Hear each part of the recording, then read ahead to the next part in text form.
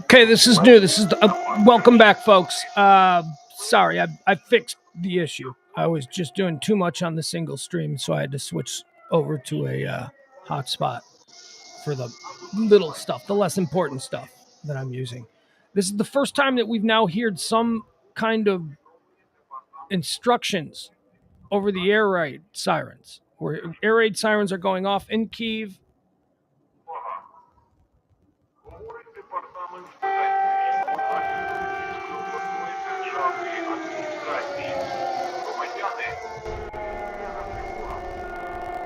Okay, these are the multi-camera view. We have different areas of Kyiv.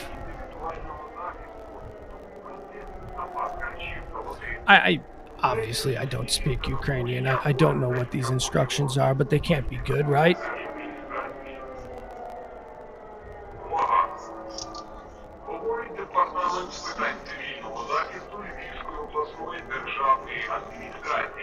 Holy shit, is this ominous?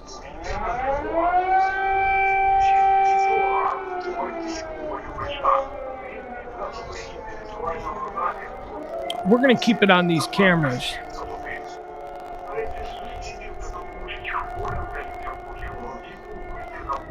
Again, I apologize. I hope you can find your way back here. We got knocked off.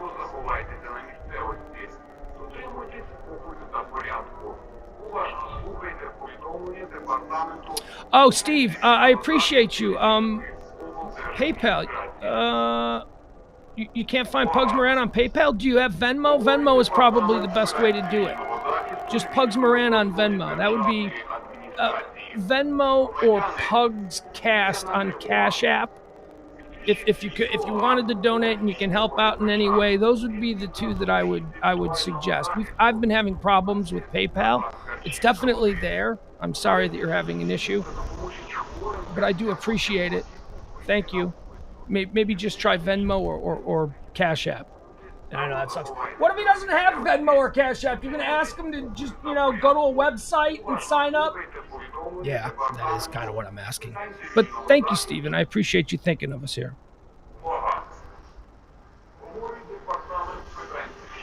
Then more of you ought to be thinking like Stephen. The end of the month and we didn't make it. It's okay. We're going to keep doing it anyway. I love doing this, and I love that you guys come and hang out, so I appreciate you.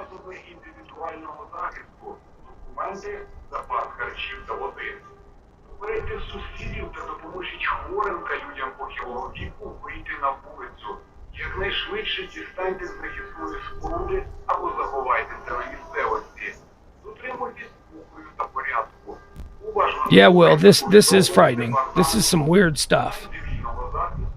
We've not heard this before.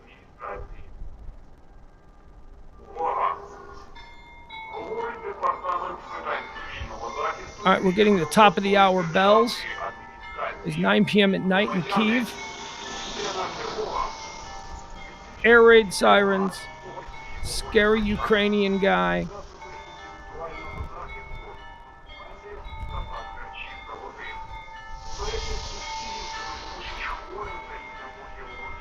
And church bells.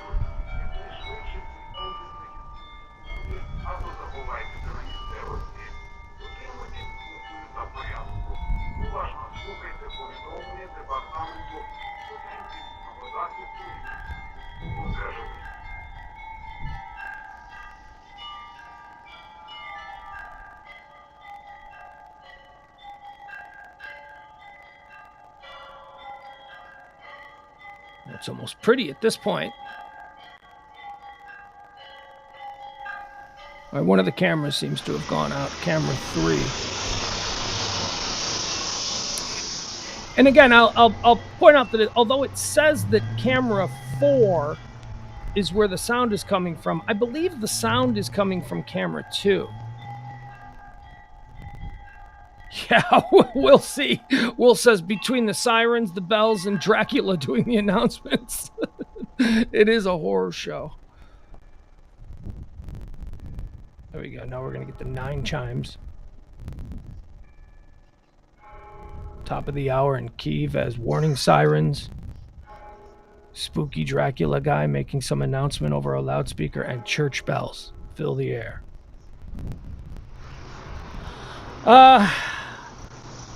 We do have other things to get to, but it is new large explosions heard in Ukraine's capital. This is according to CNN.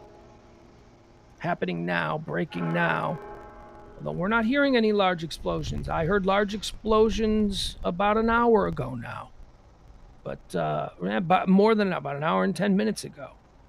We've not heard anything, at least not on the microphone of the live cam we're watching.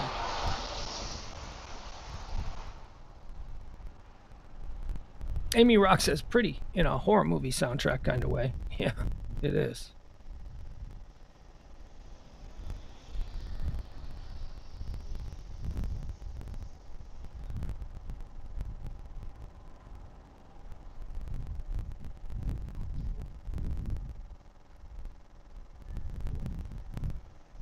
I mean, I don't know how much longer do we wait after Dracula guy made his announcements.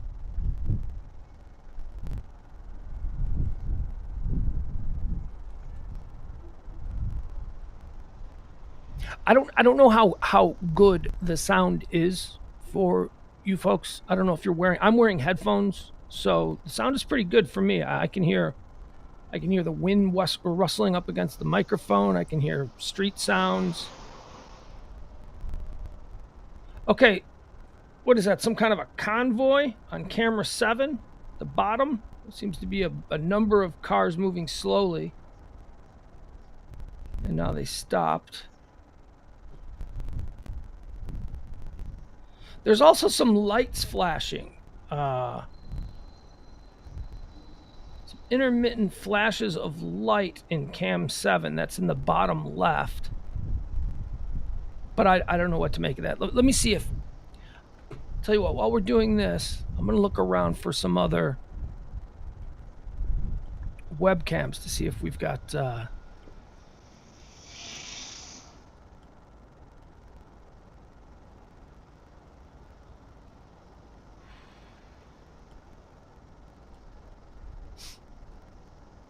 if we've got some better views, maybe.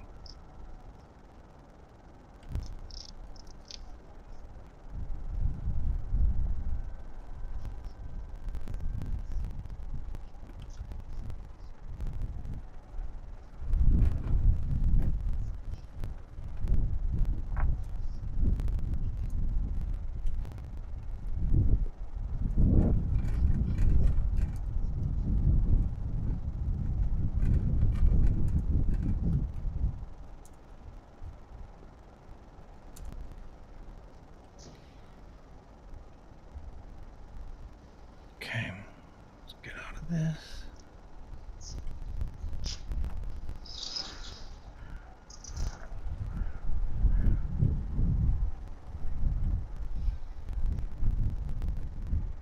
No, I see.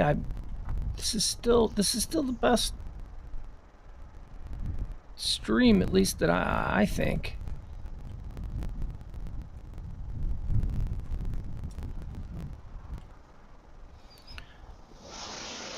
A lot of these do not have sound.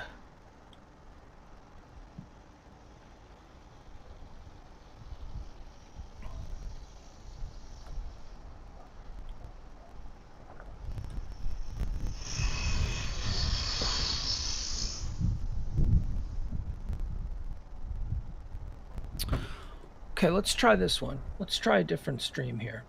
Bear with me as I jump out of this one.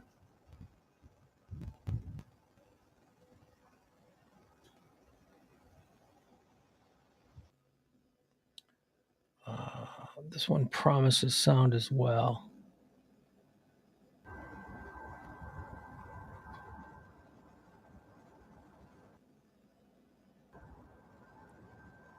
Okay, no, it's not that one.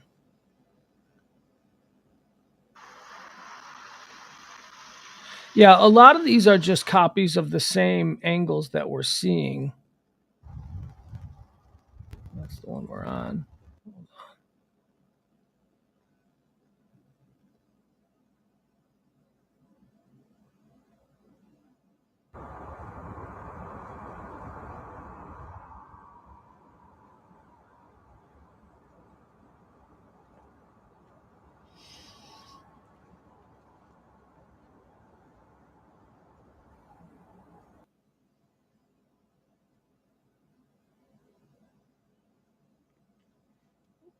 Bear with me here, folks.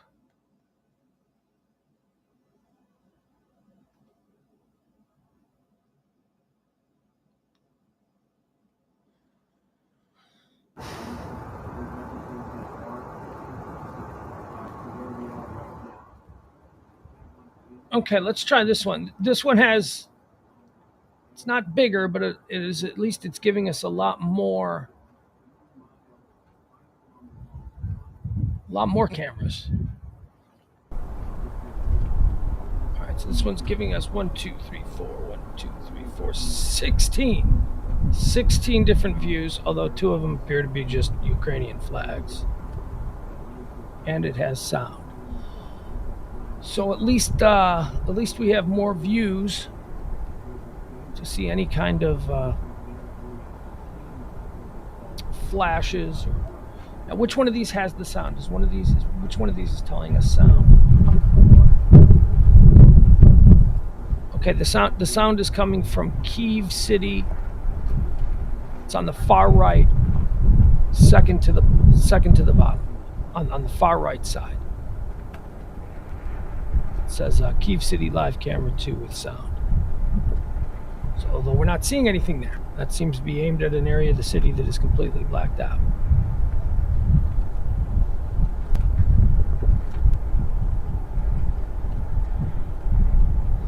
We talked about the Russian army having difficulty with their logistics and refueling and getting food to their troops and all that. The people of Ukraine are now today starting to see long lines and looting at grocery stores.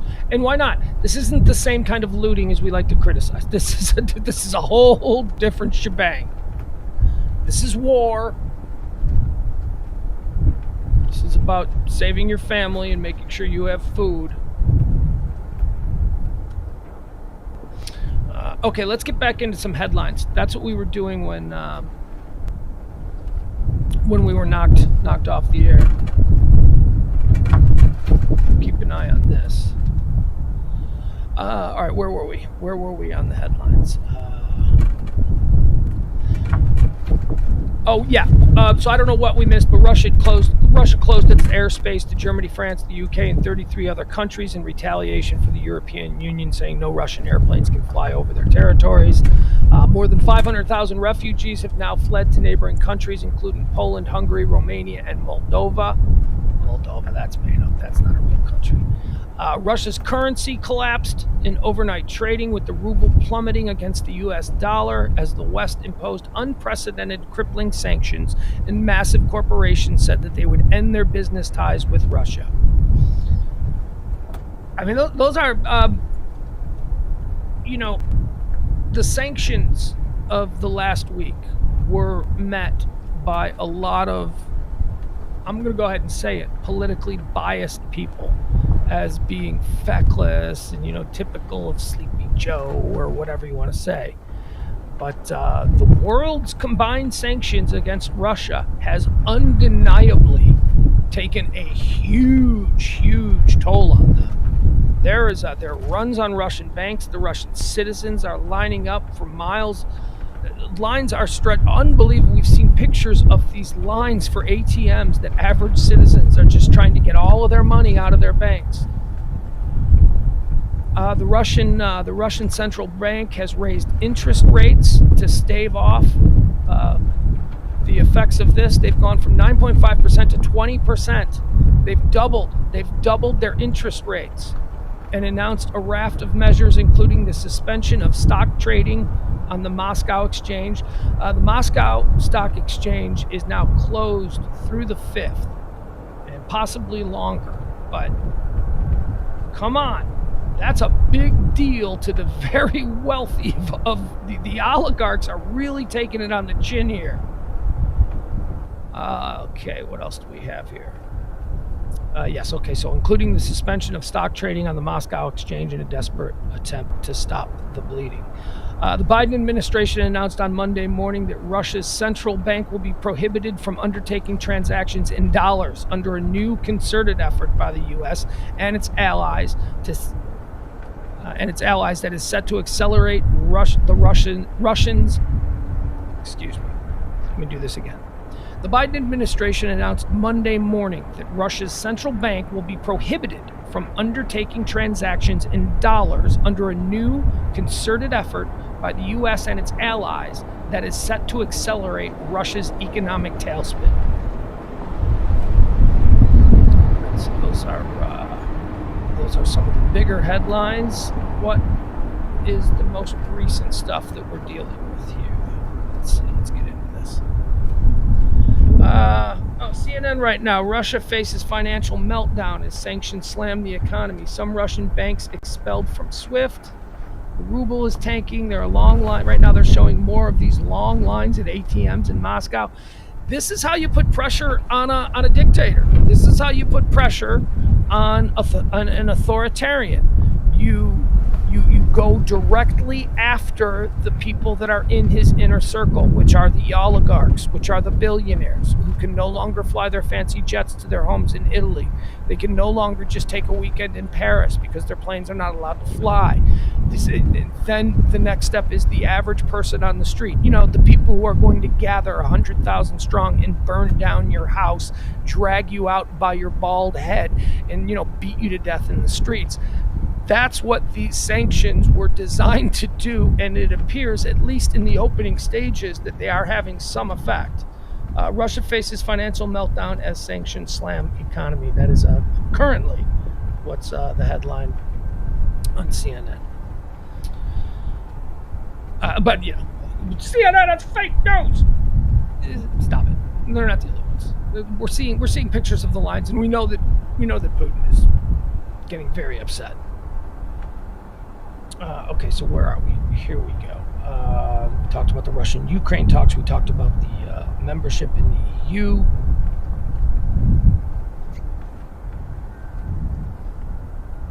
Yeah. Here's some other one. This was breaking earlier today. Ukrainian President Zielenski signs the official application into EU membership, but also Russian ships, Russian commercial freighters have now been banned from docking in UK ports. This according to the United Kingdom Transportation Secretary. We're expecting later today for all European ports to begin saying, nope, no more Russian commercial. So anything that they're trying to export, anything that they've got in the water currently, turn around and go home. You're not wanted here. We saw yesterday, we watched video of a Russian freighter in the Black Sea attempting to gas up in the middle of the Black Sea. No, it was a Georgian. Yes, it was a Georgian refilling station in the Black Sea that the Russian freighter had pulled up to, and the Georgian captain on the boat of the filling station, the floating filling station, basically told the Russians, "Go home. You're not wanted here. We're not giving you any gas." And then they chanted Slava Ukraine, which is that's what people are saying. I don't know what it means. I don't know. Well, I know what Ukraine means. Slava, I'm not sure. What does Slava mean? I know Slavic people. Is it something like that? You know what? I'm going to find that out right now. That's why we have Google.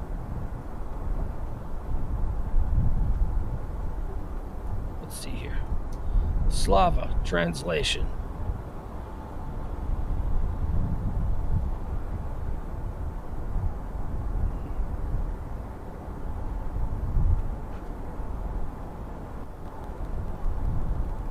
Glory. That's what it means. Thank you, Tartan. Glory.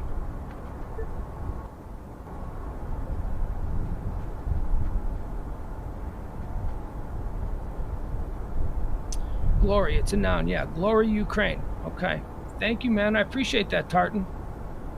Glory to Ukraine. That's what the Slava Ukraine slogan is.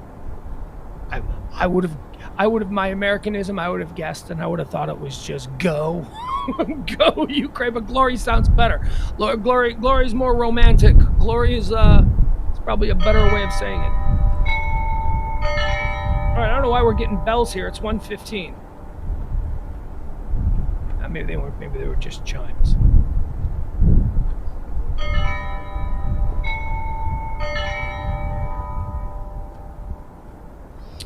Again, as far as the talks go, the Ukraine demanded immediate withdrawal of all Russian troops from Ukraine territories. Talked about that. let me now jump in. Let me see what the absolute latest is right now. Headlines. Let me.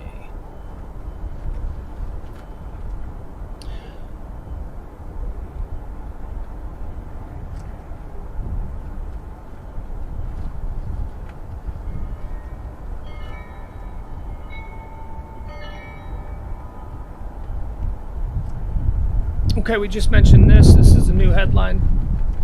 Moscow Stock Exchange to remain closed indefinitely. Earlier it said that it was just through February 5th. Here's an update from, we were talking about the sporting world.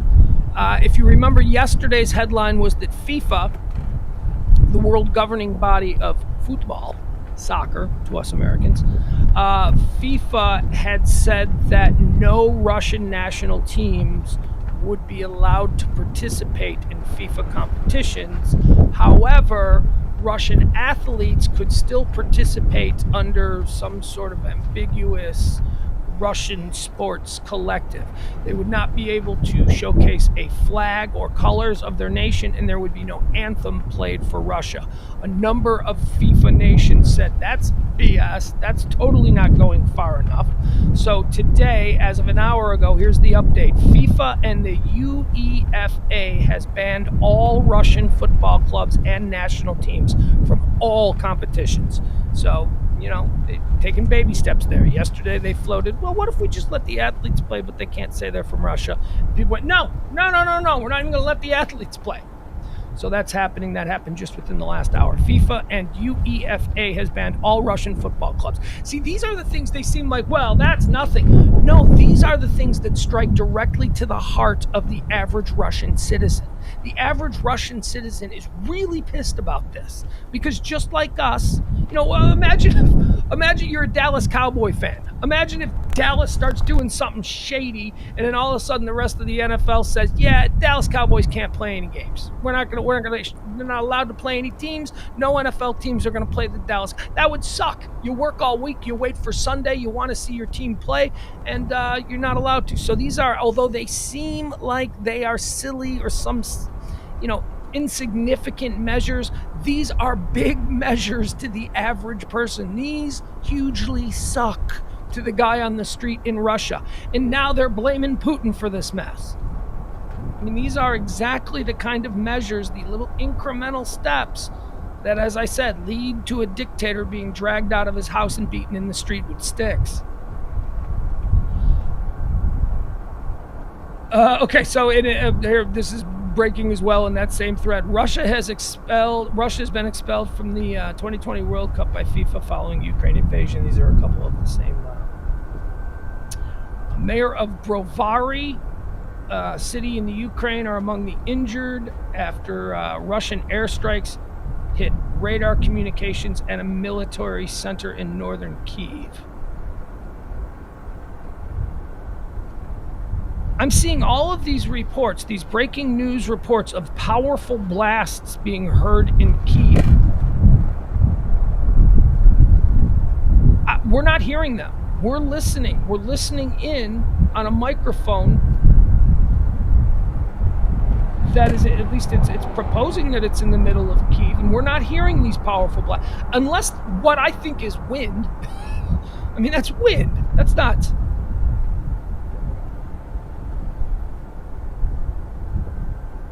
Let's see, what else do we have? What's the latest? Let's jump over to Nexta. Nexta News Service has been really great with live, immediate stuff. And as I say that, Nexta hasn't posted anything in quite some time, a few hours. Okay. Sorry, Nexta. I was just singing your praises, Nexta News Service, Nexta Eastern European News Service, and now you're showing me to be a fool. It ain't just Nexta, dude. I know.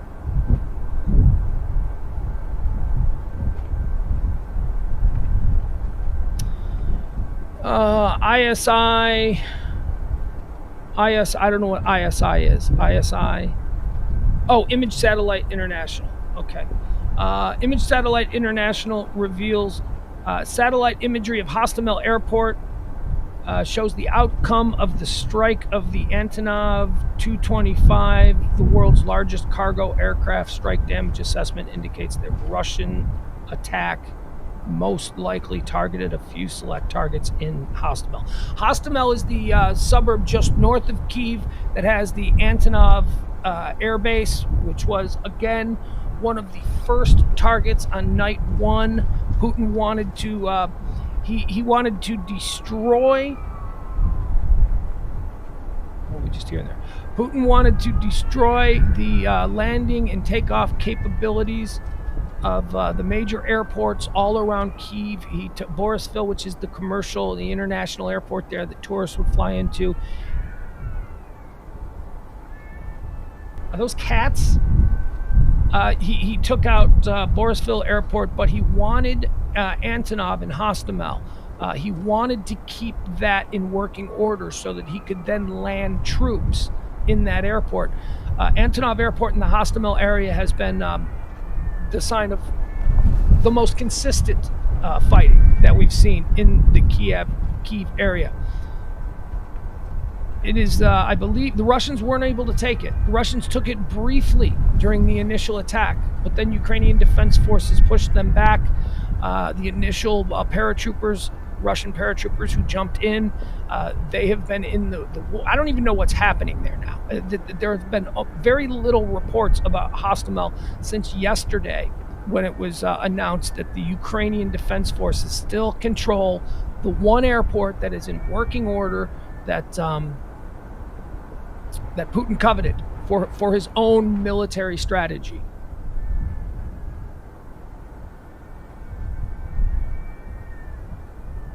Are those cats?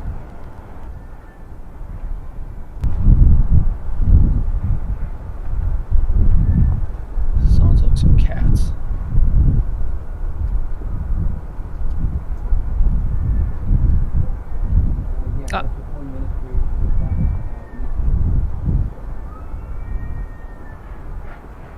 Yeah, I think it's a cat. I think it's multiple cats.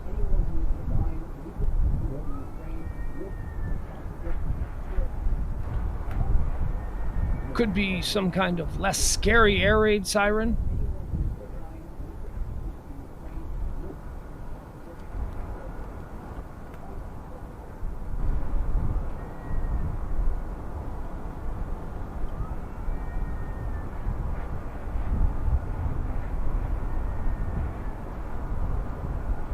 I'm seeing videos now put up by news services of anti-aircraft fire.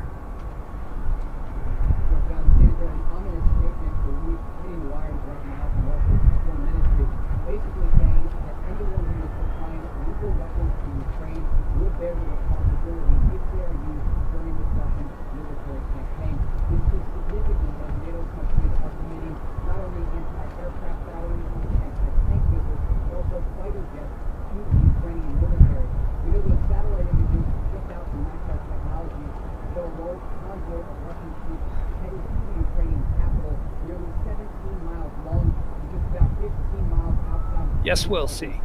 The fabled, ferocious pussy of Kyiv. The tiger. Yeah, the tiger of Kyiv.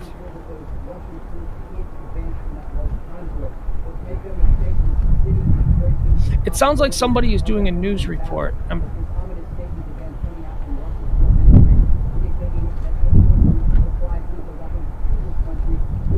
Somebody near the microphone of the live cam we're watching is doing some kind of a report. Okay, so here's what I'm going to do here. We're going to stop sharing this. We're going to keep the sound up so that we can listen to it.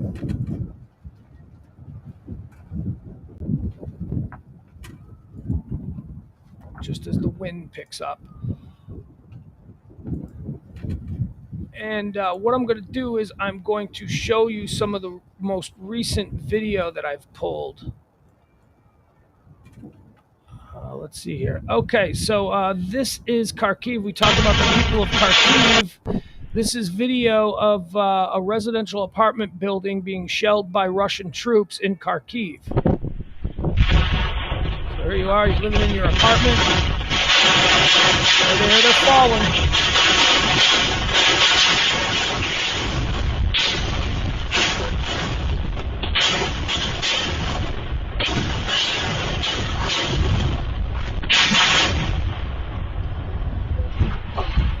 Messed up somebody's car.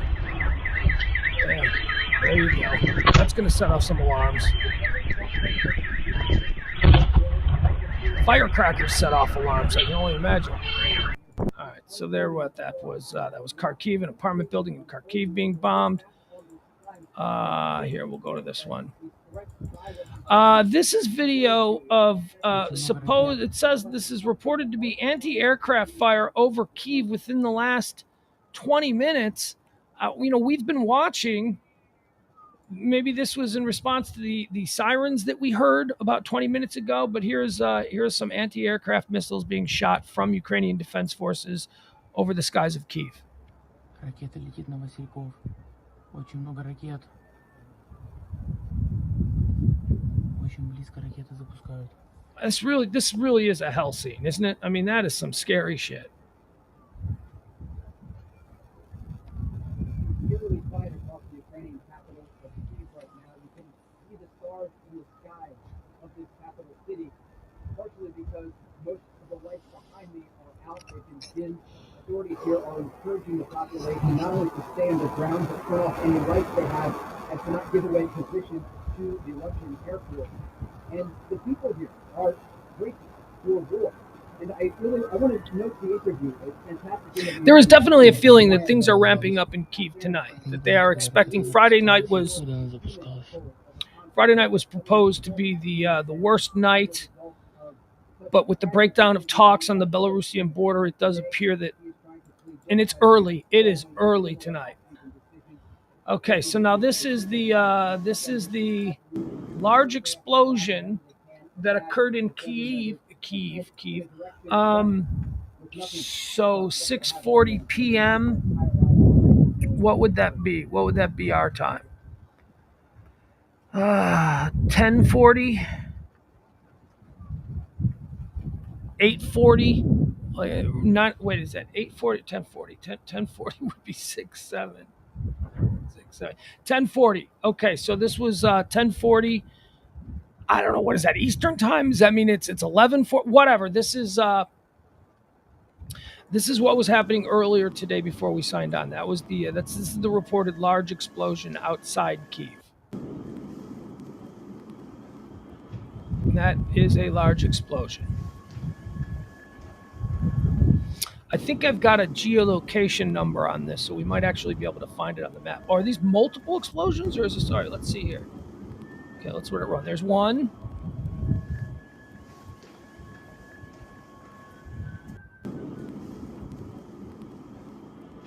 That's the same one, because the clock moved back. That's just the same explosion shown a couple of times. Okay, so that's just outside Kyiv from earlier today. The cats don't like it, as you can hear on the live stream.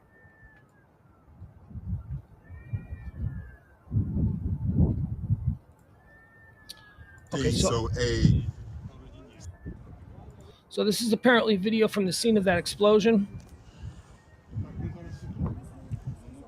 All right, it's Terrell, so I'm just reporting from the scene. So the base, so the checkpoint where I'm at, there's a military base right across the street, and it was hit with 2 missiles. And so this is the damage of it right now. So the military and volunteers are working to take care of the situation right now. We were just driving in when these missiles struck this base.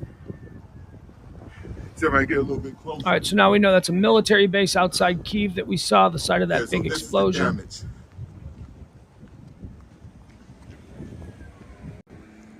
I was just here 30 minutes ago. Bottom of the hour bells. It's now 9:30 p.m. in Kyiv. Oh man, this just happened. This just happened. There's no way. And first of all, it's dark, so we can't really get a good view of the scene. But we don't know what used to be there. I mean, what I'm seeing is what looks like an open field. Was there a building there? Was there multiple buildings there? What was here? Because we saw the size of the explosion.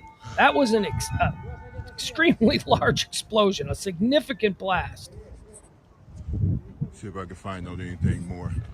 And again, those fences appear to be standing, but how far from the blast site are those fences? How close is this report to the actual center of the blast? Firefighters, rescue workers, survivors. Good Lord.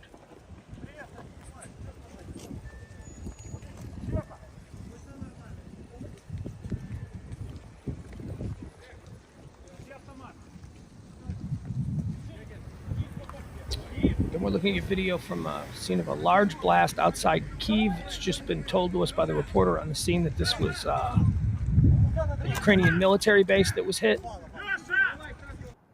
Again, about, let's just say 10:40 a.m. our time, Central Time.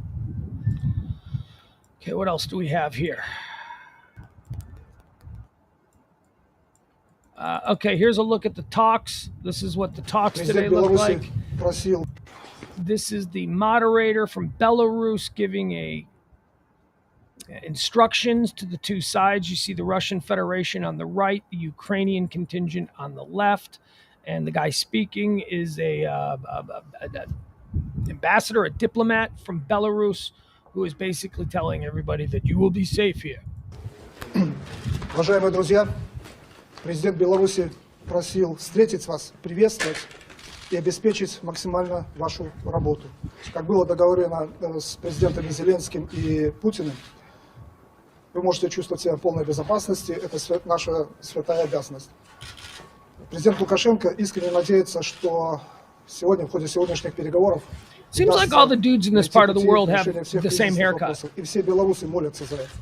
Любые ваши просьбы и предложения, касающиеся сегодняшней встречи, будут приняты. И younger guys, older guys seem to be doing a little something different, but young guys all seem to have that real tight buzz cut kind of a thing. Like this dude running right there, like him. They all got that same haircut. Okay, so the press was allowed in to take these pictures, and then they were all kicked out, and that's when the yelling started. Again, there was absolutely no progress made at the talks today. Both sides went away feeling like, no progress was made. Is this the banquet room? Is this where lunch will be served? Doesn't matter what the situation is. We're always going to have a fantastic lunch. There's always going to be a kick-ass lunch. This is interesting. This is, what city is this? We should take a look at this city before. Okay, this is the city of Energodar. All right, they are staring down the Russian military by creating these barricades in the roads. You can see the Russian military right down there. They've stopped. Перед мостом вони стали.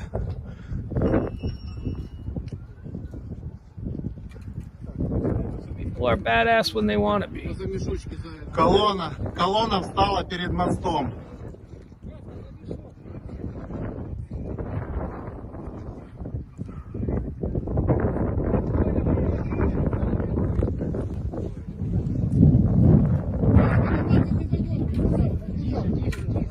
Вони шикуються, колони шикуються. The Russian military just sitting there. Probably out of gas. Probably questioning right now what the hell they're doing here. Remember, we're getting reports from Russian prisoners of war saying that they were told that the Ukraine attacked Russia first. They were told that the Ukraine people were being oppressed by a Nazi-friendly regime, that they would be greeted as liberators. They were told that there was a genocide occurring in the East, and that was a reason for this. And then today we're finding out that some of the troops who were sent into the Ukraine were told by their commanding Мужики, я снимаю officers. видео. Were told by their commanding officers that this was a military exercise, that this wasn't even a real invasion, that it was an exercise. And the reason for all of these falsehoods being told to the Russian military is because this is almost like a civil war. People in Russia feel very close to the people in Ukraine and vice versa. They were for until relatively recently, the last 30 years, 25 years or so, they had all been one country. They had free borders. It was like the North and the South of America. So a lot of the soldiers aren't necessarily the rank and file Russian military. They don't have any real hatred for these Ukrainians that they're fighting. So they had to have been ginned up by other means, by falsehoods, by lies, by propaganda. And as they're being taken prisoner of war, they're starting to explain all these, hey, we didn't know this was real. What's going on here? It's incredible. All right, so I wanted to look now at that city of Energodar. That's where those guys were. Let's check this out. I found it. I pulled it up on the map. Again, I'm interested in seeing where these cities are as they relate to Kyiv, which is supposed to take a very big hit today. Okay, so this is Enerhodar, Ukraine.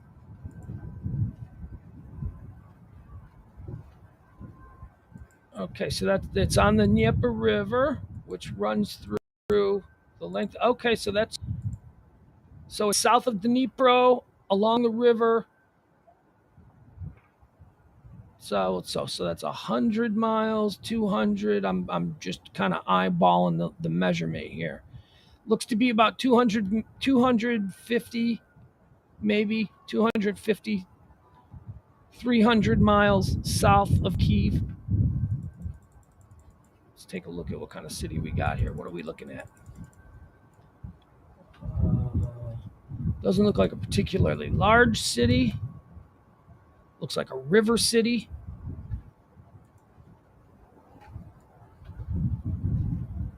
Yep, a functioning river city. Ports. Okay, so those guys that we saw that had stopped the progression of the Russian army by barricading the road, that's where they are. So the road to Kyiv, here's Kyiv, and here's where that video shows that they seem to have stopped I don't even know what the proper vernacular is. Is it a column? I hear that used, but I don't know the proper application of that word. But there was definitely some Russian military movement that had been stopped in their tracks due to the people of this area. All right, let's jump back in. Let's jump back into the live looks. There we go. All right, let me talk to the chat room here. Let's see here. Clovis says, whenever you read these geolocations with the video, it is the spot of the explosion or the spot of the camera filming it.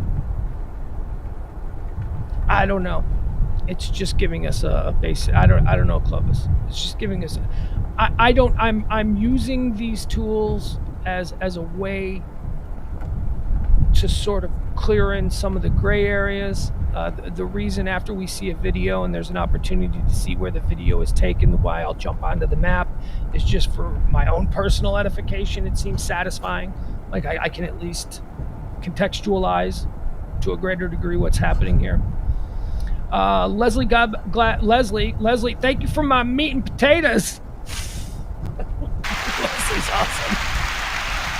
That was a nice surprise last night. Leslie says they all have Peaky Blinders haircuts. They really do. They really do. If you watch Peaky Blinders on Netflix, they all have that haircut.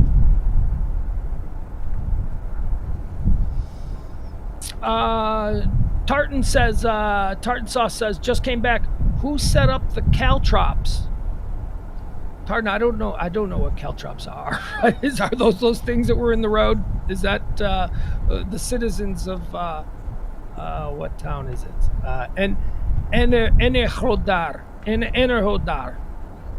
Is that? I don't know what caltrops. You're gonna make me Google search caltrops. I'm unfamiliar with that language.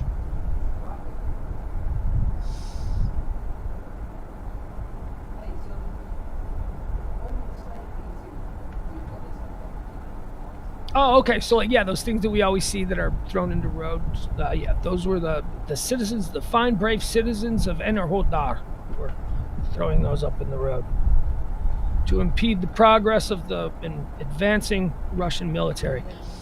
I mean, it's not. They're not going to pull up to it and go, "All right, let's go home." Oh, these citizens of Enerhodar, they are crap. I mean, they'll get through it. But it's nice to slow them down a little bit.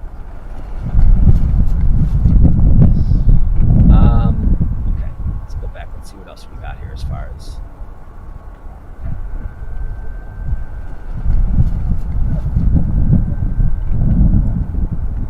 Let's show some more recent video from.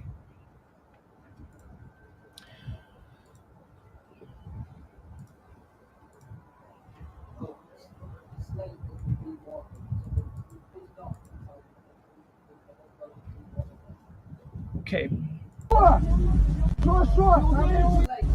This is interesting. So this is one of the towns that is occupied by the Russian army. And these are some Russian soldiers. Berdyansk. We'll look up this town now next to see where this is. Just so that we can see a town that the Russians have actually conquered, maybe is the word, or temporarily hold, are in possession of. This is interesting because a band of citizens of the town have gathered and seem to be heckling these Russian soldiers. One of the soldiers looks like he's allowing them to get to him, and he's like, "Oh yeah, what are you gonna do?" You know, it's like that kind of thing. Like the Russian soldier seems to be, and two other Russian soldiers immediately calm him down. Like they understand that what is this guy gonna lose his shit and he's gonna shoot a soldier or an innocent civilian, and then all of a sudden we've got a war crime and then we're all involved in trials at The Hague because this idiot doesn't like being called a blyat or whatever the pejorative is that they use. So watch this. This is sort of an interesting way that the other Russian soldiers try to calm down the angry one. This is the angry one right here.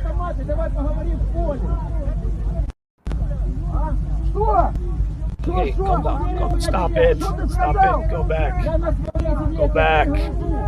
What are we going to do? We're going to kill. Oh, now it looks like maybe there's a civilian trying to calm him down, too. All right, let's see where this town is. This is a conquered town. This is Berdyansk.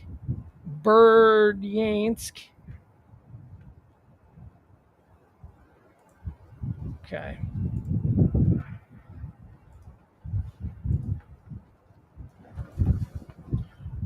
I imagine it's got to be one of those towns near the coast.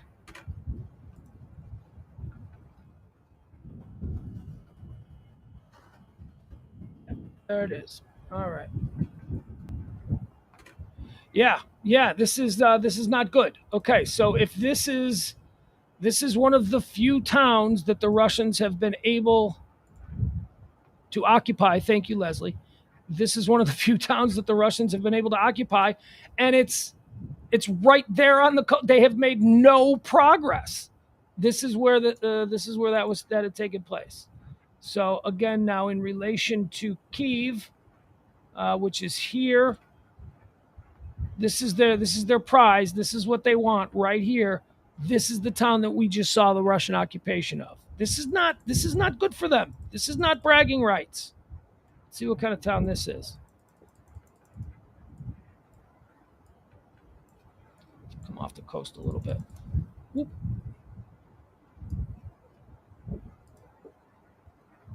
Looks like a nice beach town. This is a beach town. This is like the Daytona Beach of Ukraine. Although if this is their Santa Monica Pier, holy balls. That does not look nice. They got a central market. Look at this. They got a central market in this town.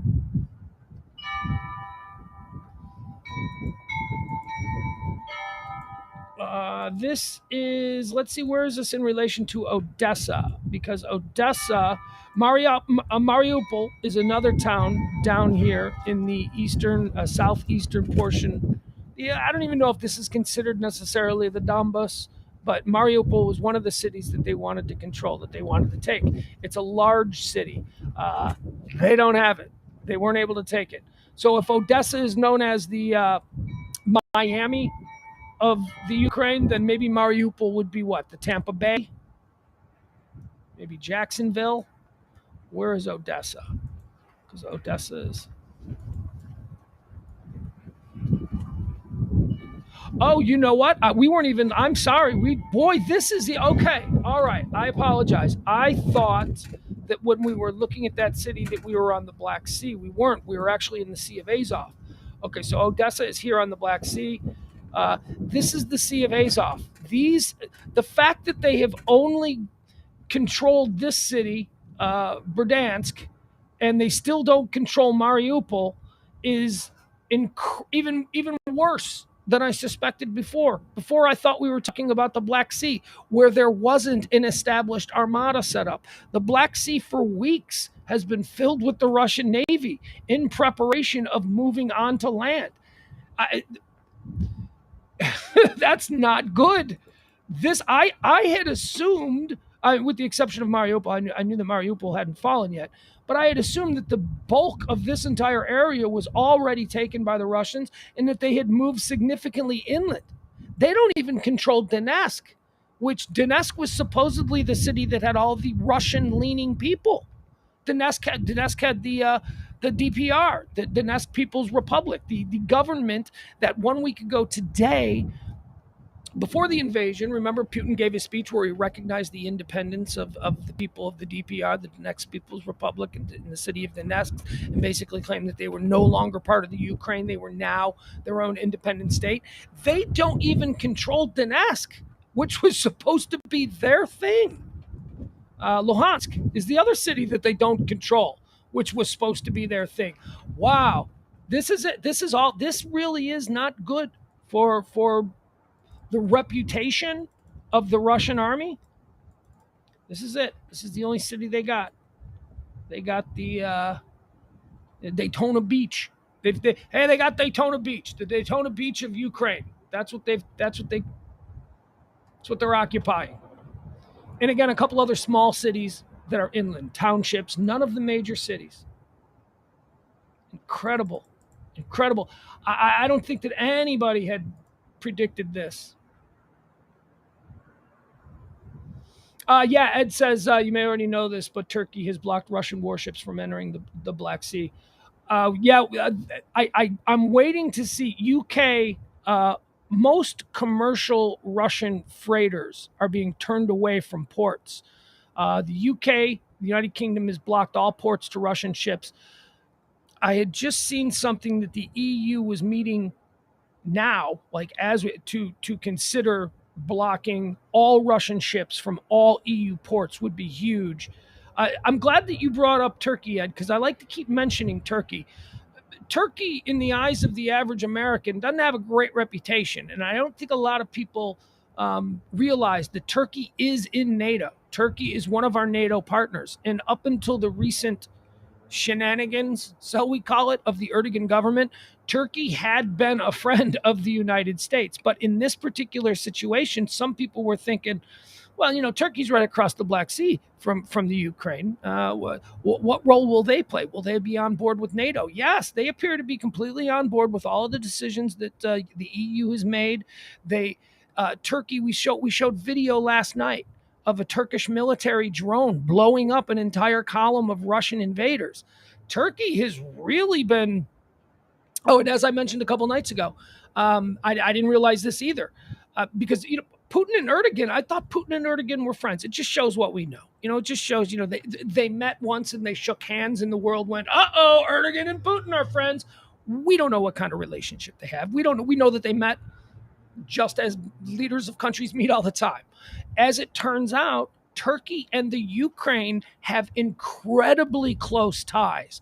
Turkey and the Ukraine are major trading partners with one another. As I said, as far as the landscape of the Black Sea goes, the Ukraine is the northern border of the Black Sea, and Turkey is the southern border. Turkey controls the canals that lead to the rest of the world. Turkey and Ukraine have been very close commercial trading partners and economic partners for a long time. So Turkey is really stepping up. You know, I don't know if we're supposed to like Erdogan in this country, but as of right now, Turkey is doing more militarily than, you know, the EU has. Turkey is actually flying their military drones over Ukrainian and helping out with air support. I don't know that that's being promoted enough. I don't know if people are talking about that. Maybe that's because we're not supposed to say nice things about the Erdogan government. But, you know, something's happening. Pugs, although the drones were made in Turkey, they were not piloted by Turkey. Ukraine flew the drones. Yeah, but they were donated by the Turks. The Turks gave it specifically for this operation. You know what, Clovis, though? You're right, because I've got so much information here. I will look into that. I just know that a couple of the stories in the reports that I'm going off of, and again, fog of war, my brother. You know, a lot of this stuff is... There's for every this story, there's another story.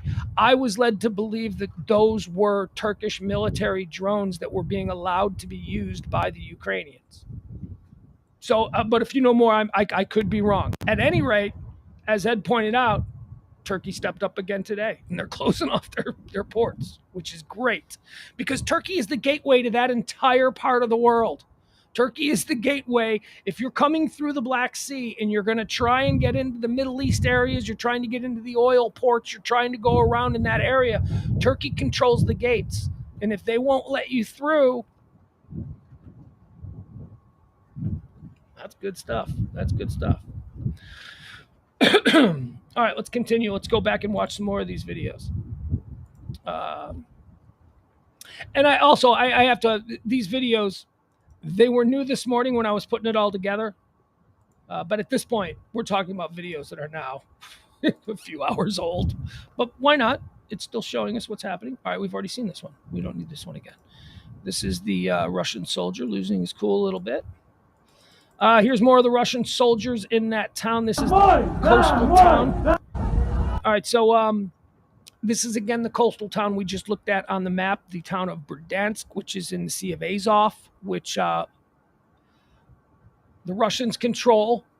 But again, we're talking about 5 days of the mighty Russian military attacking the severely underarmed nation of Ukraine and only controlling small townships on the outskirts of major cities and a coastal town, which had the support of an armada, as it was described, of the Russian Black Sea Fleet. This is it. This is what they got. So here are the crowds now surrounding. Once again, they're playing an away game. They can occupy the land, but it's not going to be easy for them. People aren't just going to lay down and give them flowers. How scared honestly, wouldn't that be freaky? I mean, you're a Russian soldier. Suddenly all the people of the town are coming out. This is a Russian helicopter that was shot down in Kharkiv. It's like a nice house in a driveway and a yard. And oh boy, look at that. A helicopter just came right down in your yard.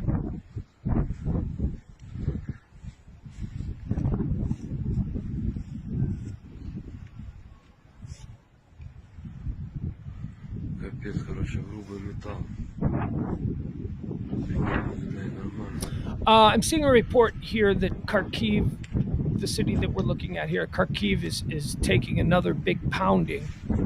And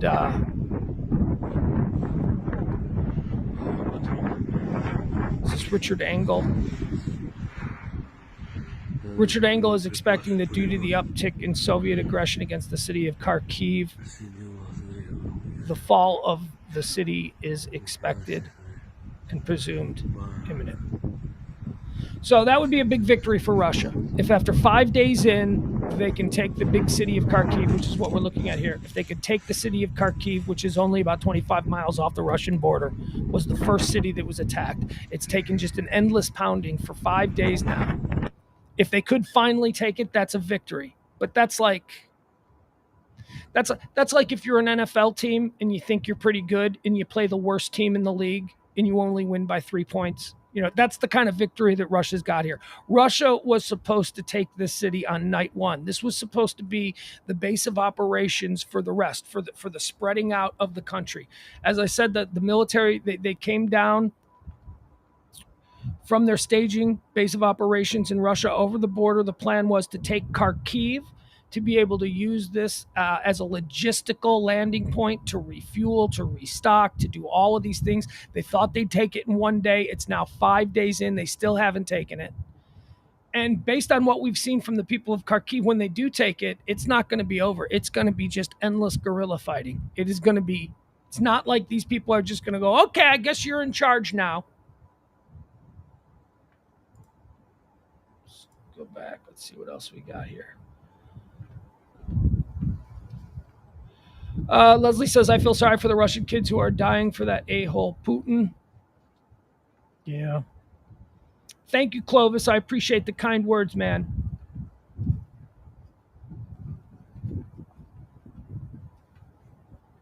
Thank you, Stephen.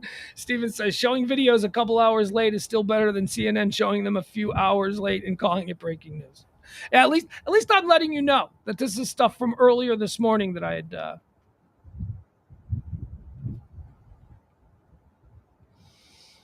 Clovis has more information about the Turkish drones, the Bayraktar TB2s. Yeah, I know that name. I read that name. So you got some credibility here. They're the drones. The Turkey sold a bunch of them to the Ukraine right after Russia invaded Crimea. Well, there you go. That in of itself shows that Turkey has been backing their Black Sea trading partner for 8 years now, since 2014. So yeah, I do apologize if I mischaracterized it. You're probably right.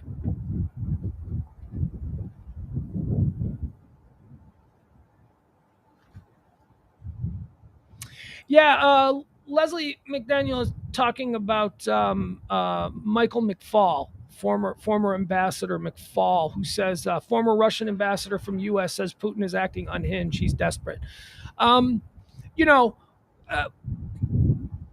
When that comes from, is that wishful thinking? He knows the man. He's dealt with the man numerous times.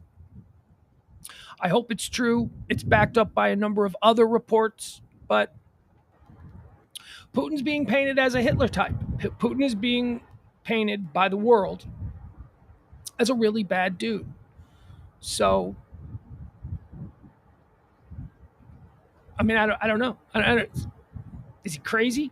I don't know. Reports are saying that he's incredibly frustrated. He's irate. He's furious with his generals. He's furious with the military campaign. He's embarrassed. He's humiliated. All of these things lead to somebody of his degree of megalomania, his level of narcissism, to be an incredibly dangerous dude, an incredibly dangerous guy. What does a desperate Vlad Putin do? If all else is lost, if this is seeming like this is going to be a huge humiliation on the world stage for the mighty Russian military, what does he do? He has nukes. I've been saying you don't want to nuke the Ukraine. This was before the invasion. He's not going to nuke the Ukraine. He wants to occupy it. He wants to farm the land. He wants to be able to fish the waters. He doesn't want to destroy this place. Well, that calculus may have changed.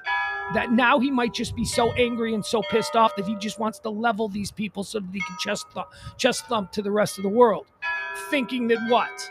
That if he does that, he's going to be able to, look what I did, be afraid of me. Like every other civilized Western nation wouldn't invade Russia immediately. Tartan says, absolutely, Pugs. Putin getting humiliated is terribly concerning. It was how I felt about you-know-who, but Putin is definitely more powerful. He certainly has more power. That's for damn sure. Jeff says, have you ever noticed that you never see Leslie McDaniel and Leslie Gladbeck in the same room at the same time? Yes, I have. I just, there's no reason to notice it. There's probably a reason. There's a reason that Bruce Wayne and Batman were never around.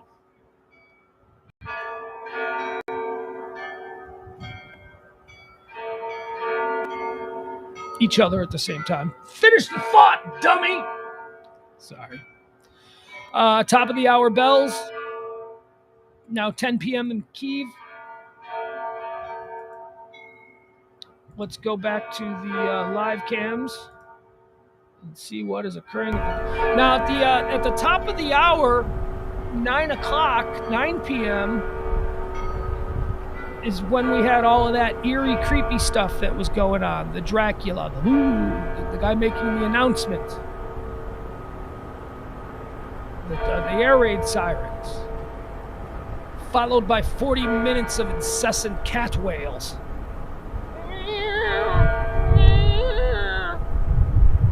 Isn't it interesting that we heard dog barks about 20 minutes before that? Then no more dog barks, but cat wails.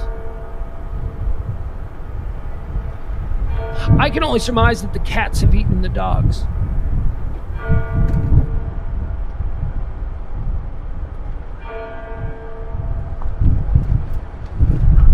All right, let's check back in on the latest. Okay, so CNN right now, breaking news, new large explosions heard in Kyiv's capital.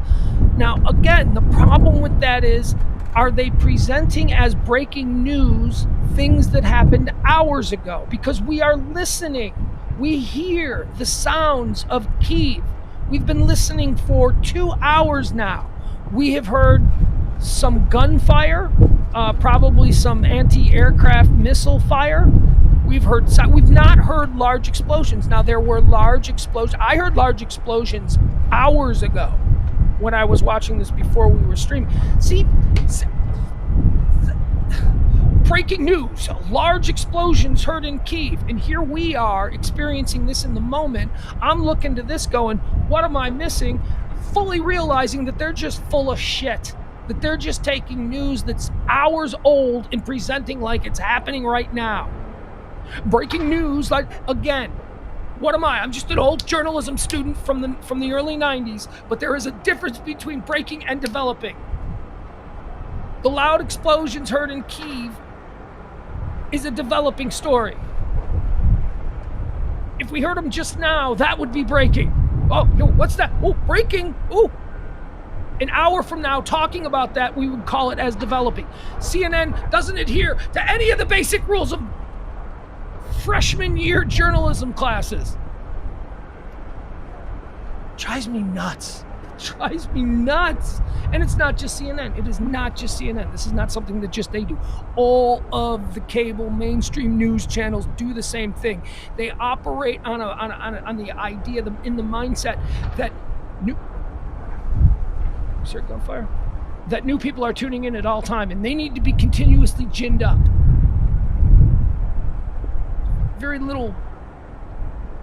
Very few weirdos like myself who just have a news channel on a television going all the time.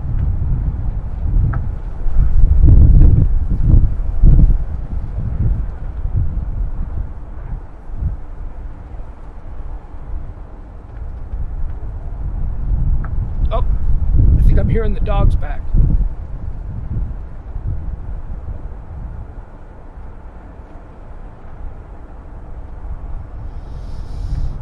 Okay, you know what? Let's see. Let's go back into the. Let's see what the absolute latest is coming out of Kyiv from the people that I trust.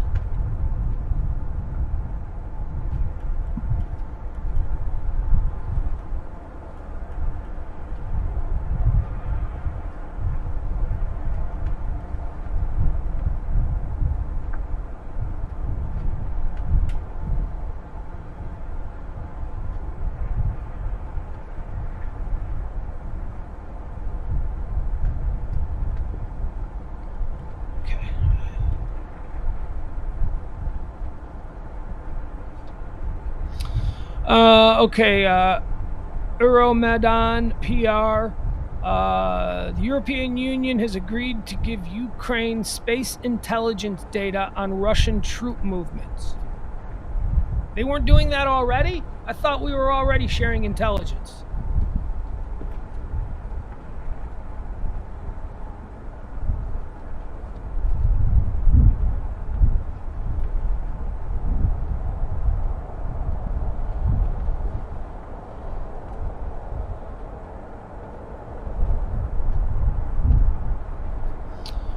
Shell Oil Company has announced this afternoon that they are ending their participation in the Nord Stream 2 pipeline project, as well as the Sakhalin 2 project. I've never heard of the Sakhalin 2 project, probably because Fox News isn't freaking out about that one. The British-Dutch oil and gas company Shell will leave Russian projects completely due to the events in Ukraine. Shell was one of the largest and oldest foreign investors in Russia. That's big.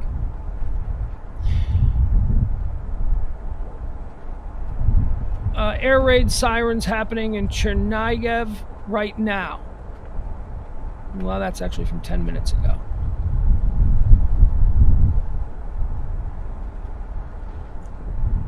Okay, let's see some other headlines.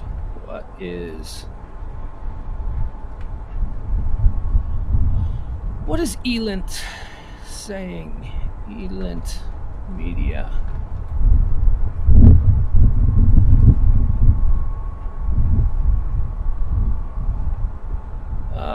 Okay, according to the Ukraine Deputy Defense Minister, several thousand foreigners have already applied for the right to fight for Ukraine.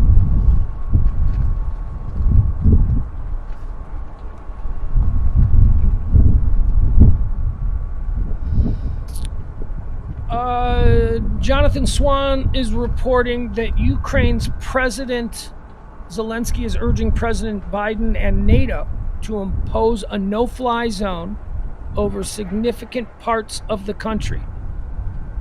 Telling Axios, Jonathan Swann is from Axios. Axios is fantastic, by the way. Telling Axios in a statement that Ukraine can beat the aggressor if the Western allies do their part. Okay, so there is already a commercial no-fly zone over the Ukraine. So there's no plane. There's been no passenger planes flying over the Ukraine for 3 days or so now, 4 days maybe. So let me work this through in my head. They want NATO to impose a no-fly zone over significant parts of the country. Okay, so again, there's already no commercial planes. So is that a way of saying they want NATO planes to force down Russian planes? That's not going to happen. Russian military planes encounter a NATO plane. There's going to be a fight. Hold on, I need to click on this. I mean, I think it's a great idea. I understand why Zielenski wants air support. He wants somebody up in the air. He wants NATO up in the air challenging these Russian planes. That makes all the sense in the world. However, now it's not going to be peaceful. Like, NATO planes are not going to fly up next to a Russian bomber that's on a mission and say, oh, you've got to land, NATO says so. And Russia's going to say, we're not NATO. Screw you. Get out of here. And then what's going to happen?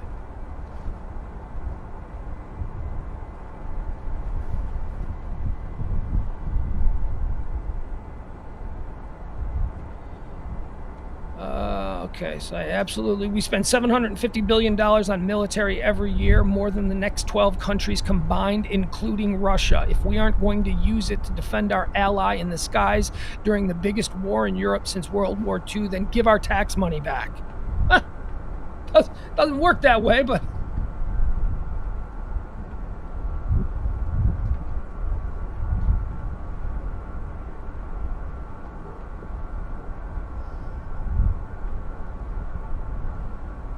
Yeah,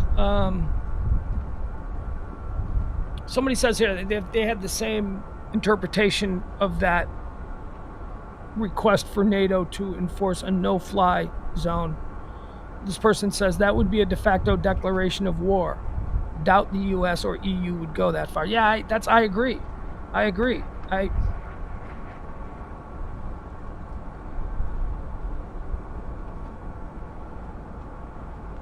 Okay.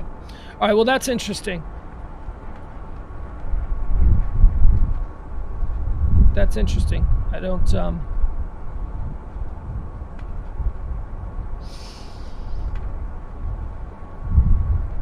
Okay. Again, it's 11 minutes after 10 in Kyiv.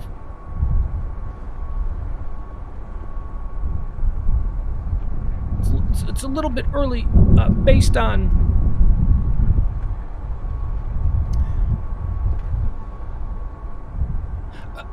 the last few nights of fighting. This is very early for there to be any sort of significant engagements. They tend to happen after midnight, which would be 4 o'clock our time. Stuff seems to be happening between like 6 and 8 p.m.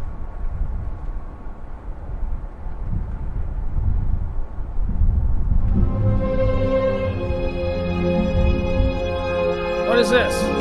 What are we hearing here?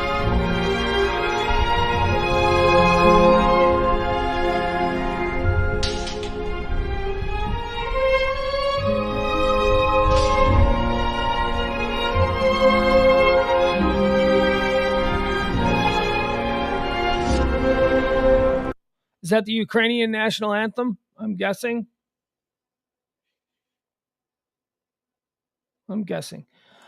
Tartan says we should be arming them with intel, anti-tank, and anti-air weaponry along with ammunition. I agree completely. He also says that would mean that NATO would enforce a no-fly zone against Russia. Doubt that will happen. Yeah, I agree completely. Tartan also says if NATO commits their forces to defend non-NATO nations, wouldn't that remove the incentive to become a NATO member? Well, they're already incentivized to be a NATO member. It's just that I'm guessing from what I've heard and what I've learned, and this is very pedestrian knowledge that I've got. It's a process to become a NATO member. Like typically it takes years and years of jumping through hoops and meeting certain criteria to become a member. There has been a request to fast track Ukraine into NATO as a fully absorbed member. We don't know what that's going to, I don't know. Is that even possible? I mean, the first step to that would be for the Ukraine to be accepted into the EU. They've done that today. They asked to become a fully fledged member of the European Union. Then you can start talking about NATO. I don't think, I think this is, I understand what you're saying. If NATO commits their forces to defend non-NATO nations, wouldn't that remove the incentive to become a NATO member? I don't know. I don't think so. Because it's already been, they want to be a NATO member. The hedging has been on the part of NATO to accept them as a fully fledged NATO member. That NATO, up until this moment, the recent moment, the last couple of weeks, NATO's reason for slow rolling the Ukraine's invite to the NATO party has been, needless pissing off of Putin. This is a very complicated situation. We need to go slow. Well, that genie's out of the bottle. Putin's already, he's invaded. So this is a special situation. And also, I imagine from NATO's standpoint, they can say that because of the location of the Ukraine, with its proximity and almost completely being surrounded by other NATO nations, that the fall of the Ukraine would be in a very real risk to members in good standing of NATO. So it's more complicated, but yeah, it's I don't see NATO getting involved militarily, especially since it seems, well, this is the difficulty. Seems like Ukraine's doing fine. Seems like they're holding them off. Seems like they got it, they got it all worked out. But for how long, right? I mean, are they holding on, waiting to be backed up? Are we still expecting the imminent collapse of the Ukraine defense Are we still expecting at some point for the cities to fall and become occupied, and then we start seeing this prolonged guerrilla war by the citizens? That's not anything anybody wants, because that's messy. That's Vietnam. That's Afghanistan. That's the kind of no. Yeah, they don't want that. I don't know. It's very complicated. I could see a case to be made for NATO to jump in as a deterrence to a much greater and uglier situation. I don't know. I think it's pretty clear though now, once the dust settles, if Ukraine is still a free and Western leaning democracy after all of this, which is really what's at risk here. I don't see how they're not fast tracked into NATO. and I'm talking like within the next year or something, whereas people there are wanting it like in the next couple hours. They want to be invited in like now. I don't know. It's complicated, and I'm certainly no expert on these things. I'm just someone who has learned a whole lot about the Ukraine over the last 72 plus hours.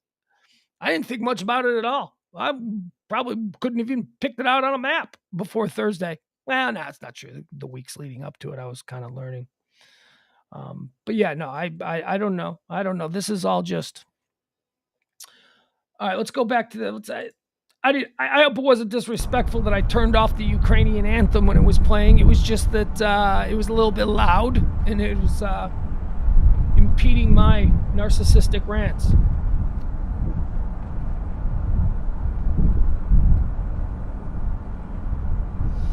Okay, so there does appear to be some kind of a lull at this point. So should we just go into talking about some of the other things? Let's segue now into what this show usually is, which is a rundown of all the things that are happening. Chimes are pretty. All right, let's quickly run through what today is. It is February the 28th, the 59th day of the year. 306 days remain until the end of the year. What kind of cool stuff or sad stuff or notable stuff occurred on this day throughout history? Well, on this day in 1966, this isn't here I am. I should have read the first one. On this day in 1966, a NASA T-38 Talon crashes into the McDonnell Douglas it was just McDonnell at the time. Apparently they had merged with Douglas. A NASA T-38 Talon crashes into the McDonnell Aircraft Factory while attempting a poor visibility landing at Lambert Field, St. Louis. This is the accident that killed NASA astronauts Elliot See and Charles Bassett. One of the early sad tragedies of the 1960s space program. On this day in 1972, China and the United States they signed the Shanghai Communique, which made us fast friends, and we've been thick as thieves buddies with China ever since. He said with tongue firmly planted in cheek. On this day in 1983, the final episode of MASH aired with almost 106 million viewers. It still holds the record for the highest viewership of a season finale. Wow. Final episode of MASH had 106 million viewers. Wow. There's probably some teenager who smells his own farts and gives reviews on YouTube that has 200 million viewers, but hey, MASH finale, that's very impressive. For 1983. 1986, the 26th Prime Minister of Sweden, Olof Palme, is assassinated in Stockholm. Huh? Who wants to kill the Prime Minister of Sweden? What has Sweden ever... That's just got to be a one-off nut job, right? That can't be any kind of, Archduke Ferdinand situation. This isn't like some Anwar Sadat situation. This is just some freak in Sweden who wanted to be famous. So what the hell has Sweden ever done that would deserve to get their Prime Minister gacked back in 1986? I don't know. On this day in 1991, the first Gulf War ended. And there was peace in the Middle East ever since. On this day in 1993, the Bureau of Alcohol, Tobacco, and Firearms sent agents to raid the Branch Davidian Church in Waco, Texas, with a warrant to arrest the group's leader, David Koresh. 4 ATF agents and 6 Davidians die in the initial raid, which started a 51-day standoff. I remember that. I remember watching that. What year is that? 1993? Yeah, I was still delivering pizzas at Giordano's in Chicago. And I was doing lunchtime deliveries. And just as I watched the Soviet Union fall apart in 1992, a year before that, I remember watching the Branch Davidian thing. Actually, not on this day. It wouldn't have been on this day, because there weren't a whole bunch of TV cameras there when they just served the warrant. But when the fire broke out and the whole place burned to the ground like 51 days later, I was watching that live. Crazy. On this day in 2013, Pope Benedict XVI resigns as the Pope of the Catholic Church, becoming the first Pope to do so since Pope Gregory XII in 1415. It's 9 years ago. And that 9 years ago, the Pope retired because he was he's still alive. He's still alive. He's like living in like a mother-in-law apartment in the back of the Vatican. I'm not kidding. He really is. Like, you got the new Pope, who's now been Pope for 9 years, and he's got the palace. He's got the cool Pope stuff, and then you got the former Pope, who's just living in like some garden apartment in the back, just being real snarky about everything the current Pope does. I wouldn't have done it that way. He's still alive. He stepped down. He stepped down 9 years ago. It was because he was in ill health. He's still alive. Is he still alive? Wait a second. I gotta check on this now. He might have died. He could die. He's an old man, but I think he's still alive. Come on, still be alive. Yeah, he is. He's still alive. How old is he?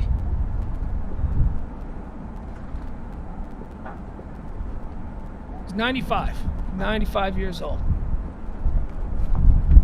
Pope Benedict. Pope Benedict. I just looked at a picture of him and I was reminded. Freaky looking dude, man. He looks evil. Pope Benedict looks evil. He looks like a bad guy in a movie. Like he would be the evil Pope in a movie. The new Pope, Pope Frank. Pope Frank looks like, looks like your grandpa. He looks like a nice guy. As opposed to Pope John Paul II. Remember him? He was the Pope when I was a kid growing up. He looked like Tom Landry. Oh, yes, he did. Yes, he did. Pope John Paul II looked just like Dallas Cowboys coach Tom Landry. They look very similar. Look it up. Those are the kind of unique observations you get with this show. 30-year-old papal / NFL observations. That's why people tune in every day for the High Noon Rundown. Okay, let's do some birthdays. Let's throw a party for born on this day in a couple of these are dead. A couple of these dudes are dead, but I like to mention them anyways because they're of note. Born on this day in 1942, died in 2021, died a year ago. Frank Bonner. You don't know who Frank Bonner is. Don't even pretend like you know who Frank Bonner is. You don't know who Frank Bonner is. Yes, Clovis. Yes, that's it. He is absolutely right. Clovis pointed out that Pope Benny looks like Emperor Palpatine from Star Wars. Absolutely right. Born on this day in 1942, died on this day in 2021, Frank Bonner. You don't know who he is. I've given you a few seconds to Google it. You don't know who he is. I do. Every radio person knows. He's Herb Tarlick from WKRP in Cincinnati. Herb Tarlick nailed his role as the sleazy, duplicitous radio salesperson.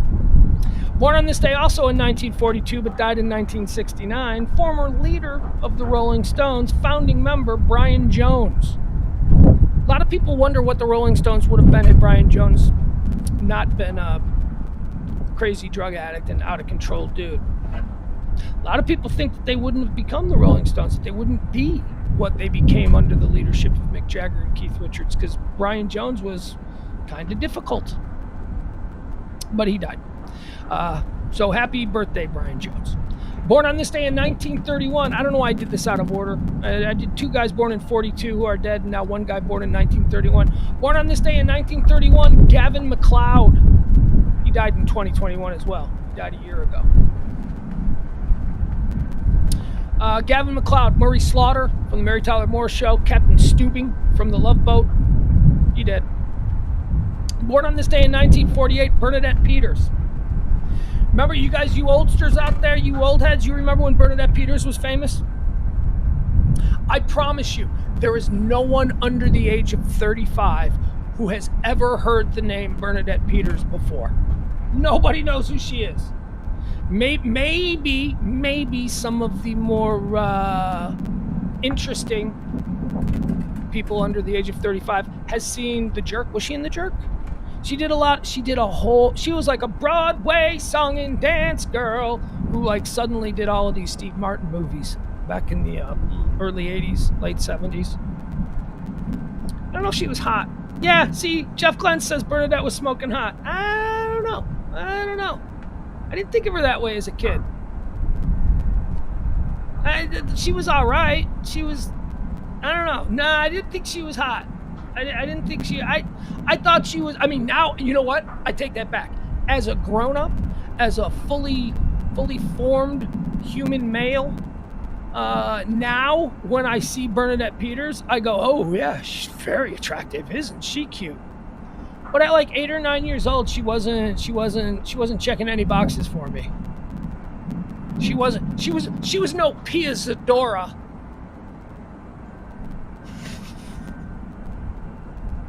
Yeah, I just pulled that name out of nowhere. Look up Pia Zadora. She's a Bernadette Peters. The two of them, they remind me of each other. They remind me of like they're both like these people who are not famous anymore, who were kind of super famous for a very short period of time. Happy birthday, Bernadette Peters. You're a lovely woman, and I don't mean to besmirch your legacy. I just don't think that anyone under 35 years old knows who you are. Pia wasn't cute, dude. There was a difference. Bernadette Peters was cute. Pia Zadora was a big old sex bomb. She was like, there's a whole different framing of those two when they appeared on the screen. Yeah, Ross gets it. There was something about, like, when I see it. Okay, you know what? Fine. We'll pull up some pictures. We will pull up pictures. Why not? We'll do this. We're moving away from the very serious stuff about war. All right, let's go. Let's do Bernadette Peters. There we go. There she is. Hey, good for her. Google recognizes her. I get to Berna, Berna, and she is the first one that comes up. Bernadette Peters. All right, let's see what we got here. Seriously, though, if this is a recent picture of Bernadette Peters, holy cow, is she holding together well. Look at her right there. She's got the same hair. She's had the same hair for 50 years. That's her. That's her. That's her. She's very cute. She's very cute. Look at her. That can't be recent, right? That's got to be like 30 years old, that picture. Okay, there she is, younger. Yeah, see, like, I look at her now and I'm like, okay, why didn't I... Look, what's she, tiny? Is she tiny or is Mary Tyler Moore huge? I don't know. She's a beautiful woman. Beautiful one. Beautiful, talented woman. Was she in Playboy? What's that from? December of 1981. Yeah, see, that's the Bernadette Peters right there. That's when I think of her. I don't know. I guess at what, 11, 12 years old back then? Just wasn't doing it. I mean, I loved her. I loved the Steve Martin movies. I thought she was very funny. I just didn't, just didn't sexualize her. I was more like, oh, it's that lady that's always with Steve Martin who I like. She's funny.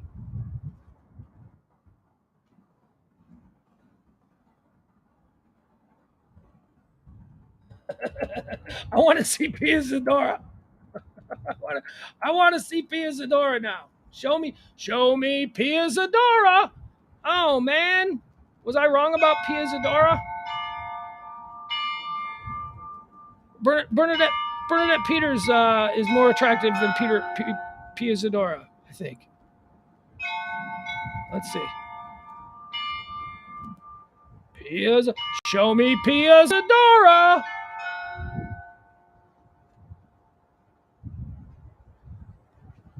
Which one's her? Can you make these bigger? Yeah, I'll make it bigger. Okay, so this is the Pia Zadora that I remember. Wait, I don't want that. What am I doing here? Get out of here. Dance out of my head.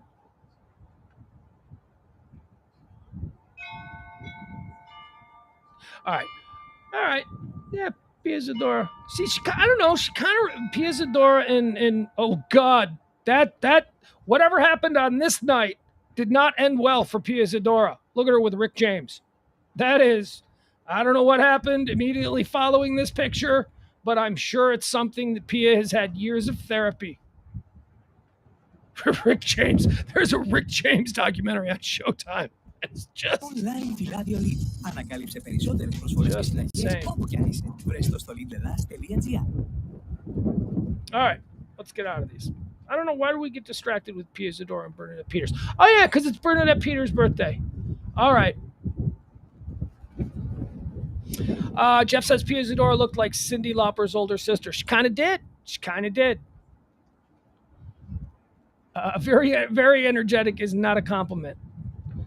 Sally says, I saw her on Broadway 2 years ago. She was great and looks wonderful, very energetic. You're talking about Bernadette Peters because she's like a Broadway lady. Look at you, Sally Beller. Look at you going to Broadway, being all fancy. Who do you think you are? I know where you come from. Don't you be acting all uppity, going to Broadway, seeing Bernadette Peters. Bernadette Peters does, yeah, she still does. Yeah, Bernadette Peters looks great. She looks great. Tartan says, I've only heard Pia Zadora referenced in one of the Naked Gun movies. Yeah, I don't know why. I know that name. There is no reason to. She wasn't like a big star. She was just sort of like a flash in the pan celebrity for like 9 months in 1982. I don't know. All right, moving on. We've got more birthdays to celebrate here. Born on this day in 1955, Gilbert Gottfried. Who doesn't love Gilbert Gottfried? Speaking of good documentaries, there is Gilbert is what the documentary is called. Google it. If you even have the slightest interest or if Gilbert Gottfried has ever made you laugh, you need to see the documentary Gilbert. It is fantastic. Why is it fantastic? Well, I'll tell you why. It presents Gilbert Gottfried in a way that we've never, ever seen him before. Does he always talk like that? No, he doesn't. He has a normal speaking voice. He's got a beautiful wife. He's got small children that he walks to school every day in Manhattan. He is incredibly normal.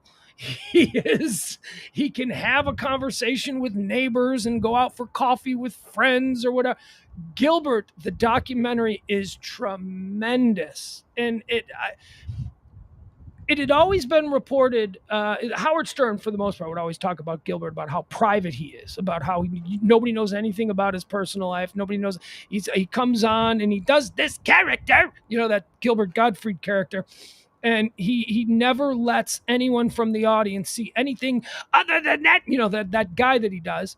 And then he participated in this documentary that completely upended that whole end of his life. This documentary was made to show you what it's like when he stops doing the voice, when he stops being Gilbert Gottfried. It's fantastic. It is really good. He's a really sweet man. So it's good. If you ever get a chance to see, it's called Gilbert. It's good. Since we're doing stuff, why not? Wait a second. Let me, me see something here for a minute. Why not?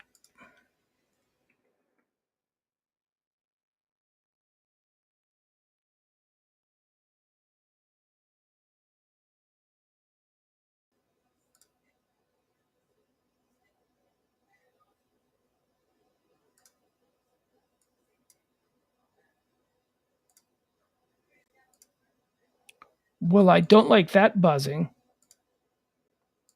Here, we'll watch the trailer. Just because I really do love this documentary and I think you'd enjoy it. So if you haven't seen it, here. Stick him in now, further, up, further. Go as far as you possibly can. Wait a minute. Come back. This one's clean. Usually I lose the crowd quicker than that. I must be slipping. He's an actor, voiceover talent, and comedian. I don't know how I know Gilbert. He's always been in the zeitgeist. You know his voice as soon as you hear it. Oh, stop. He doesn't really filter himself, and I think that's why people are drawn to him. The worst thing you could say to me is, don't joke about that. See? Not so funny when it's your mother. He is one of the cheapest people in the world. He's the only guest that takes all the sodas. How does he ride a bus? There's not people on there going, hey, I want to use the bathroom on the bus. I can't. Gilbert Gottfried said that. It's hard making a career in show business. It's even harder sustaining it. Seeing the college life, oh God, it's not glamorous at all. I'm just doing anything to avoid my regular act. I'm so tired of. People assume he's his stage character. That's the furthest thing from the truth. He's a very sweet, rather shy person off stage. It's quite amazing to see him when he's not on. A lot of memories being here. My father, he used to get very angry about my brother. I dropped out of high school. I'm sure my father thought he's the loser of the group. He's always a little surprised that he became a husband. Nice to meet you. Yeah. And a dad. Is he that funny? Not really. He seems like a gentle soul, but a gentle soul is not usually loud and obnoxious. Gilbert's somewhere between Mark Twain and a birthday clown. There's an explosiveness to him. He's the real deal. Hey, I don't like the way you're talking to her. Come on, you and me are gonna have to tangle. And you too. That's it. Remember, this is a family show. Yes, I know, that's the first thing you told me. That's the first thing everyone tells me. All right, there you go. Happy birthday, Gilbert Gottfried. Today is his birthday. Love that guy. And if you haven't seen that documentary, you should really do yourself a favor. If you like Gilbert at all, you should check that out. Okay, what is this? We've got some, it's also Aroldis Chapman's birthday and Luka Doncic. We wanted to say happy birthday to Luka Doncic today. 23, 24 years old. Flight Tracker. Thank you, Fast Outdoor Food. You're telling me we've got let's go to Flight Tracker here. We'll dive back into the Ukraine war stuff. Telling me that there's a fighter jet that has appeared on Flight Tracker. Let's see. Let's see if we can find this. Let's see what happened. This is big news, folks. This is okay. Come on, load up Flight Tracker. And there we go. Okay, we've got nothing over the Ukraine. Let's see. Okay, number one. Look at that. There we go. Royal Air Force. The RAF is up in the air. Where's he at? Where's he at? Ooh, okay. He's coming out of Moldova. He's down here. No call sign presented. He is in, well, he's not in complete aggressive mode because he's still got his tracker on, which is why we're seeing him on the flight. Let's see, where is he? Oh, he's coming out. I thought it was Moldova. Okay, he's coming out of Bucharest, and he is heading. Why? This is we just heard a call for NATO to declare a no-fly zone over the whole of Ukraine. This was made by Zielenski just a few hours ago, maybe about an hour ago. I might be overstating it. And now here we are, very quickly, we see the first, and this is, I've been watching this nonstop. This is the first plane of this class that we've seen. He's doing circles. Is he going to go out? Is he going to head out over into the water? How many people we got watching this guy? Wow. Yeah, this has the attention of the world. 73,000 people on any typical night. The most watched plane, the number one plane, will have maybe 15 to 20,000 people watch. So this guy has caught a lot of people's attention. This is a British Typhoon class Eurofighter. All right, get up there, boys. Get up there. That is definitely a development. I don't know what it means, but it's different. All right, what do we got here? We also have to assume, here's okay, so now we're back with the Strato tankers. Oh, no, this is an extender. It's the same thing as a Strato tanker. This is just the McDonnell Douglas version, whereas the Strato tanker is the Boeing version. Okay, so this is the gas station in the sky. Here he is. He's over here. He's doing circles. And this over here, this is the Royal Air Force, the British jet that is here. As I said, this guy having his transponder on, this dude right here showing up on the radar, is different, even though we'd assumed over the last few nights that these guys had been flying along the border. They just hadn't had their transponders on. So there you go. So that's the tanker, gas station in the sky. Here's the British jet. He seems to be doing circles. Yeah, he's doing circles in that area. Okay, very interesting. So Strato, so we got a British fighter, we got a Strato tanker, refueling station, gas station in the sky. What is this? Show me number 3. Number 3 is not showing up. Come on. Show me. There we go. There's our boy. All right, what are we looking at here? NA. He's giving us absolutely nothing. We don't know who this boy is. He's flying at 15,000 feet. That's about all we got on him. So we will move on. We don't know what he is. How about this? This looks like this is probably just a regular old commercial jet. Yep. Hong Kong to Leipzig. Let's see, where is he? Where is he in this whole thing? Well, you just can't cross the Black Sea. I don't know why he would be being watched. What is this guy? All right, here we go. Another Royal Air Force. Okay, now this is an Airbus Voyager. This is in the area. Okay, so we've got 2 Royal Air Force planes sort of in the same area, I guess. What is this? What is an Airbus KC-2 Voyager? Let's see what kind of a plane that is. Doesn't look like a refueling plane. Maybe it's a reconnaissance plane. No. Okay, so this is another one of the extenders. Okay, so that's it. So the Strato tanker is the Boeing. The extender is the McDonnell Douglas. These are all the gas stations. And the Airbus makes this one. This is the Airbus Voyager. This is another tanker. All right. It's another gas station in the sky. The Airbus KC-2 Voyager. Where is he at? He's here. All right. All right. So we do have a little bit. That's interesting. That is interesting.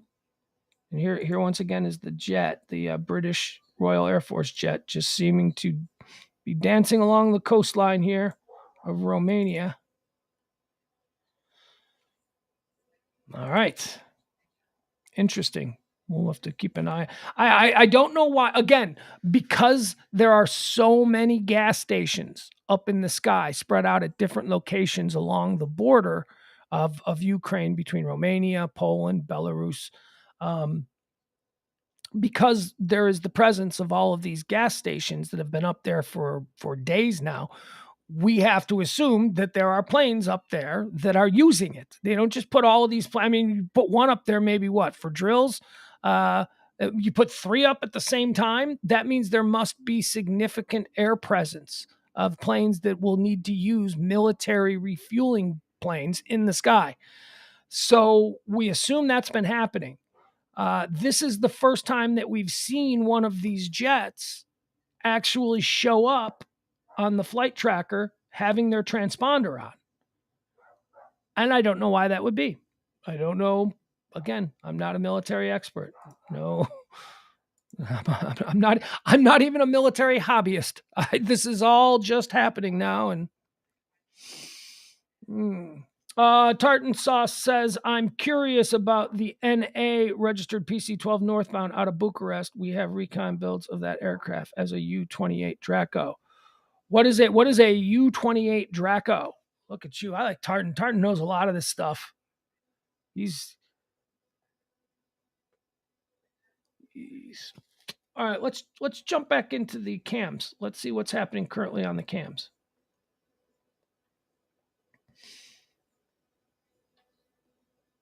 See if there's anything. And while we're doing this, I'll quickly go back in and see if there are any new headlines that have come across in the last 20 minutes or so since I've been doing the silly rest of the news for today. Okay, let's see if there's anybody supporting.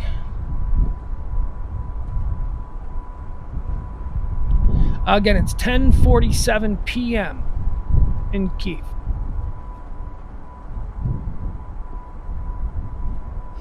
Okay, nothing new here. Let's try Nexta Media. Let's see what Nexta Media has to say. What's happening with Nexta? Nope, nothing new. Not posting anything new. Okay.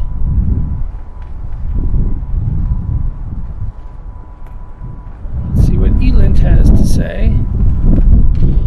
No new reports.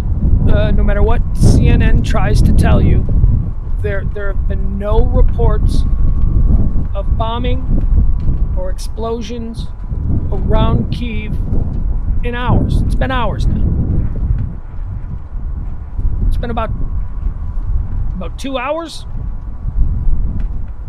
Yeah, I think it happened at 1 o'clock. So coming up on 2 hours since we heard the last sirens, accompanied by a spooky recording of some Dracula-sounding guy over a loudspeaker giving some kind of instructions to the people of Kyiv. That we assumed meant something big was about to happen, and nothing did. Thankfully. Gotta say it like that. Gotta say thankfully.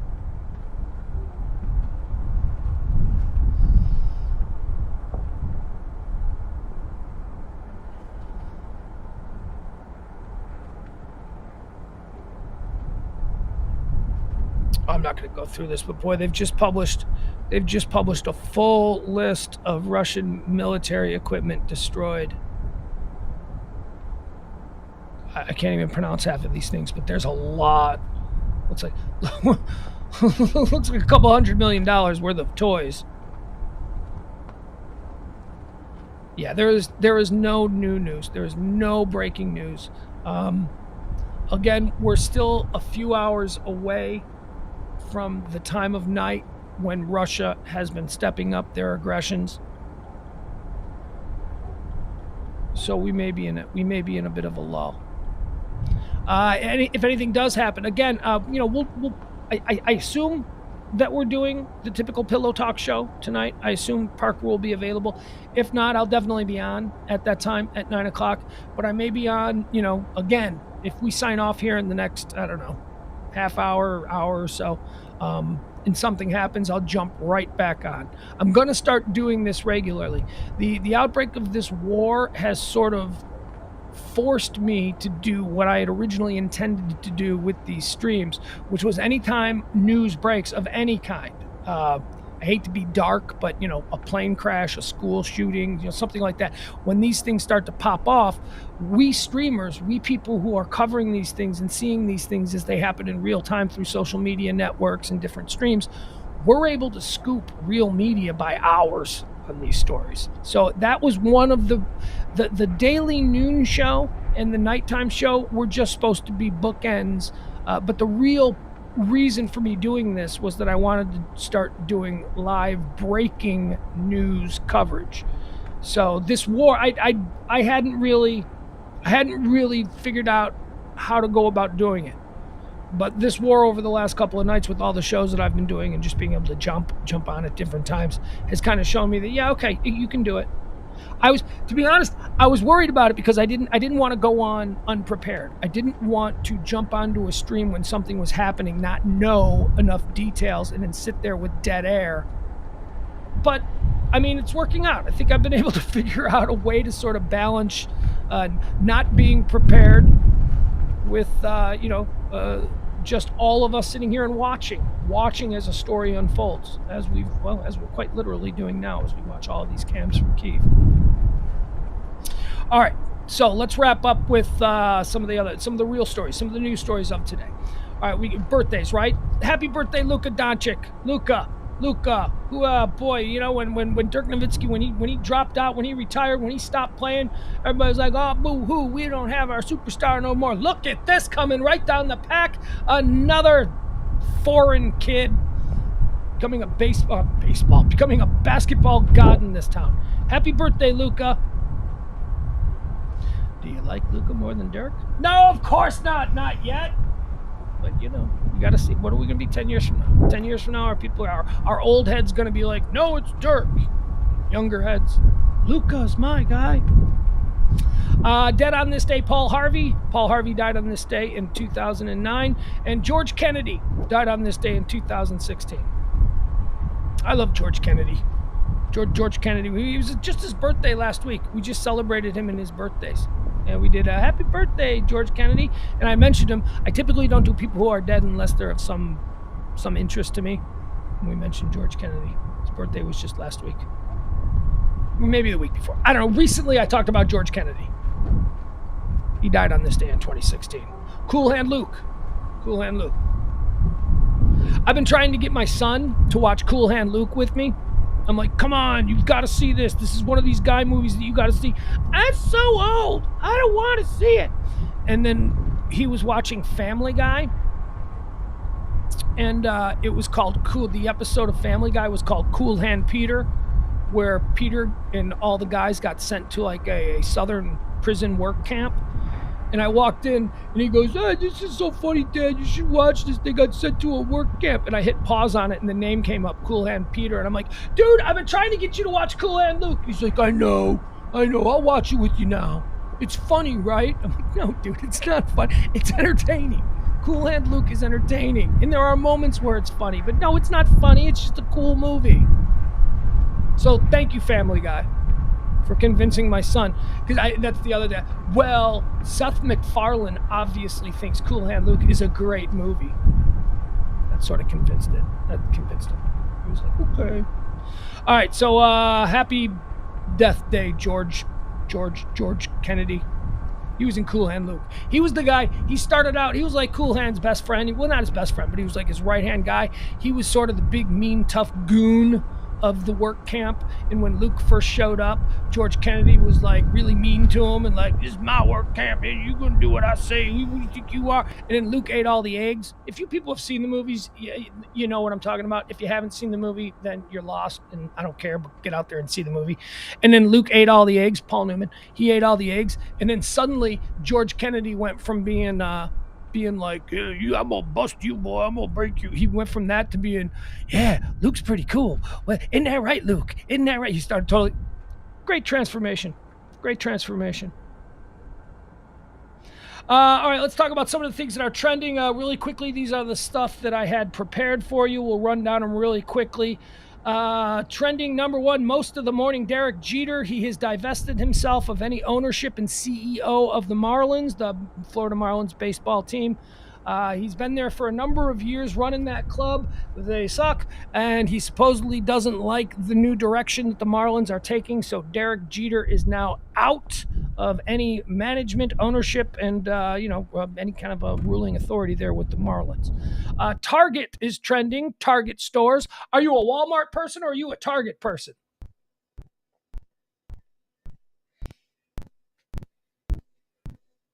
I'll wait. I am a Target person. I love Target. You know why? Because even though I'm a broke ass, even though it's like, I got no money, I can't be shopping in no fancy stores or anything like that.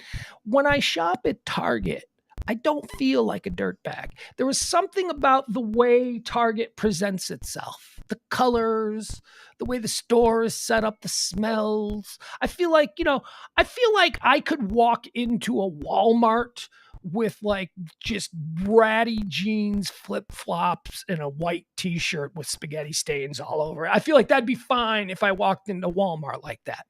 I would never go to Target like that. Target is just a little bit fancier. Same pricing, same kind of deal. And Walmart might have more stuff. Walmart might actually be better when push comes to shove as far as like a bigger selection. But I just can't. If there's a Walmart on one part of town and a Target on the other, I'll go to Target. I'll go to Target because, damn it, I have personal pride, and Target makes me feel better about myself than when I find myself in a Walmart. And I'm like, I'm a Walmart guy. Although I do like Walmart markets. We got one around here that we like. Yeah, Jeff's right. Target for clothes, Walmart for food, diapers, and tires. Right, Walmart. You get anything at a Walmart. I'll also tell you, I don't mind Walmart for food. Where I lived in Chicago, there was a big super Walmart, and I used to go food shopping there. I also used to go food shopping at the Target, but I think the Walmart food is like cheaper. I mean, it sure as shit looks cheaper. There aren't the bells and whistles at the Walmart. The Target has like they hide the boxes. They hide. It's not just industrial grading with shelves. That's Walmart has more in common with like a Home Depot in the way that they set up their stuff, whereas Target is trying to be like a mall store. Target's trying to look a little bit fancier. So why is Target trending? Target is trending because they are boosting their starting pay for some jobs to $24 an hour. Target has been at $15 an hour for all entry-level workers, but now they're going up to $24 an hour. So that's good. They're going to start paying people a competitive wage. That's not really something that we should be applauding. It should be something that we're expecting, but hey. Thank you, Target. Estee Lauder is trending. The makeup company is trending because John Dempsey, who was their one of their top guys, he's been fired. This is a weird story. It was a makeup mogul axed over racist Instagram post. All right, so this dude who's in Estee Lauder Group President John Dempsey was suspended last week over the incident, and now he's been fired. After more than 3 decades at the makeup giant Estee Lauder, senior executive John Dempsey has lost his job in mere days over a meme with the N-word that he posted to his Instagram page. Okay, so when you just read that, you think, oh, well, what did he put a meme out that said, I hate all, and then the N-word? No, he didn't do that. He all right, I'll tell you what he did. It was a different use of the N. It wasn't the I'm a powerful white guy and I don't like N-word. It wasn't that. It was more like, N-word, you gotta be crazy. It was like that. It was like a meme with a picture, and then that was, well, I'll read it to you. Today, John Dempsey, Executive Group President of the Estee Lauder Companies, was informed that he must leave. Effective this week, the company announced on Monday in a statement from Executive Chairman William Lauder, ooh, they got one of the big names in there, William Lauder, and CEO Fabrizio Frida. Dempsey's social media posts, the statement said, have caused widespread offense. are damaging to our efforts to drive inclusivity both inside and outside our walls, and do not reflect the judgment we expect from our leaders. All right, that's the one. The judgment. That's the other stuff is nonsense. That is crazy. You've probably done Estee Lauder shows, at Fashion Week or whatever, where you've played music by hip hop artists who use that word in much worse ways all the time. So don't tell me that it's about judgment. It's about the president of your company didn't look down the road and go, oh, maybe if I hit send on this, that'll be a bad thing because people will take it out of context. And even though I'm trying to use it the way a cool young person might, it's going to be taken in a completely different way. Like I'm a racist, the company's a racist, the stock will plummet, and then everybody. It's the judgment. It's the stupid judgment. Dempsey's social media posts, the statements that have caused widespread offense. No, they didn't. Are damaging to our efforts to drive inclusivity both inside and outside our walls. No, it's not. And do not reflect the judgment we expect of our leaders. That's true. That's true. He's gone because he was stupid, because he did something stupid, and you can't have that around. According to the Wall Street Journal, which first reported on the controversy last week, one of Dempsey's Instagram posts, here, this is what he did. One of his Instagram posts bizarrely featured a spoof of Sesame Street. Okay. The since deleted meme referred to one of the characters of Sesame Street using the N-word, saying he done got the Rona at a Chingy concert. So it's like it was like Oscar, Oscar the Grouch or whatever. And the meme, the words were, N-word done got the Rona at a Chingy concert. Right. So it's that kind of use, not, hey, I think that all N-words should be rounded up and kept in cage. It wasn't like that. It was like the way that young hip hop people use it, which is, I would never use it because I'm a middle-aged white guy and I don't need to act like I'm younger than I am. But this dude is like in his 60s and he works for a young company, a makeup company. He's probably surrounded by, young models, and he's feeling a bit inadequate because he's older. So he's tweeting things that maybe a much younger, more connected hipster might trend. It's just dumb. It's just dumb. Bad judgment, old guy. Old guy doesn't need to be playing in that. They don't need old guy shouldn't even know how that word is used in that context. N-word done got the Rona at a Chingy concert. Do you even know who Chingy is? I don't. So that's why he was let go. Yeah, that's why he was let go, for being dumb. For just being dumb. For not being, just be an old guy. Just be an old guy. You don't know who Chingy is.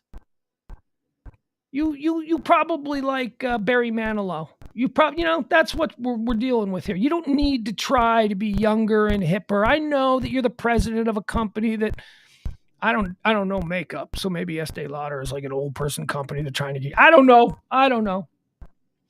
Kyler Murray is trending. Why is Kyler Murray trending? Well, because he was in the news the last couple of weeks. So apparently he doesn't want to be in Arizona anymore. He don't want to be in Arizona. He stripped down all of the Arizona Cardinal logos and colors from his social media pages. And people were like, he wants to be traded. He wants to be traded. Well, he's trending today because word comes now from his agent, Eric Burkhart. Kyler Murray says he wants to remain with the Arizona Cardinals long term, as long as the team prioritizes his contract extension. All right. I'll stay as long as you pay me a whole bunch of money.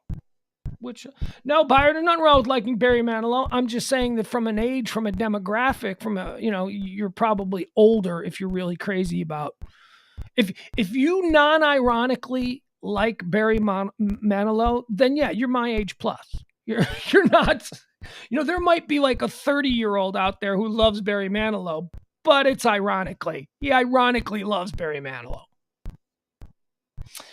Elon Musk is trending today. The SEC is looking into him for insider trading. It's going nowhere. This is not a real story. Him and his brother, last year, he put out on Twitter, should I sell a bunch of my Twitter stock? I will let the results of this Twitter poll determine whether I sell 10% of my stock or not. The poll came up, yes, you should sell it. And so Elon Musk then sold 10% of his stock, which caused the markets to react because he's Elon Musk, the richest man in the world. Even though he did it openly as a Twitter poll, he let the people on Twitter make the decision for him. However, it was revealed that Elon Musk's brother, on the day before the poll ended, sold a whole bunch of his Twitter stock, which was riding high just before the crash. And now the SEC is like, that doesn't seem right. But Elon Musk is the richest man in the world. So nothing's going to happen to him. Nothing is going to happen. There never in the history of humanity has the most wealthiest person in the world ever gone to jail for anything. It's just not going to happen. Now, maybe if you're like the 300th richest person in the world, yeah, watch your back. Richest man in the world is untouchable. When you have the amount of money to corrupt governments, there's nothing. There's nothing that can be done. Dr. Fauci is trending because Dr. Oz is challenging him to a debate. Oh, just stop it. Just stop it. Saturday Night Live is trending. There's a couple of different hashes that are trending along with it. Did you see SNL on Saturday night? SNL on Saturday night was back after a 3-week hiatus. John Mulaney, Megan Mullally, John Mulaney was the host. I like him, even if I can't always recall the proper pronunciation of his name. I like him. And John Mulaney's monologue, his opening monologue, was brilliant. He is without doubt one of the strongest stand-up comedians that is just out there today. He's so casual and so conversational and so funny. His opening monologue was all about the last year of his life. The engagement to Olivia Munn, which turned into a non-engagement, which turned into an intervention, which then turned into a stint in rehab, which then turned into the birth of his son with Olivia Munn, which then turned into his breakup with Olivia. It was great. It was great. His monologue was fantastic. But that's not even why SNL is trending. SNL is trending because they opened the show with the New York City Ukraine chorus, which is, a bunch of people from the Ukraine who sing probably at some Ukrainian church in New York City. And, instead of doing the typical open where it's like some parody of it's almost always just a parody of it. That they are so lazy now. Every cold open for Saturday Night Live for the past 15, 20 years has been a news thing. It's been a parody of whatever. It's a Fox News parody or what. I'm so tired of it. Unless it's been a presidential speech. That's it. It's like the president making a speech or it's some sort of news. It's so weak.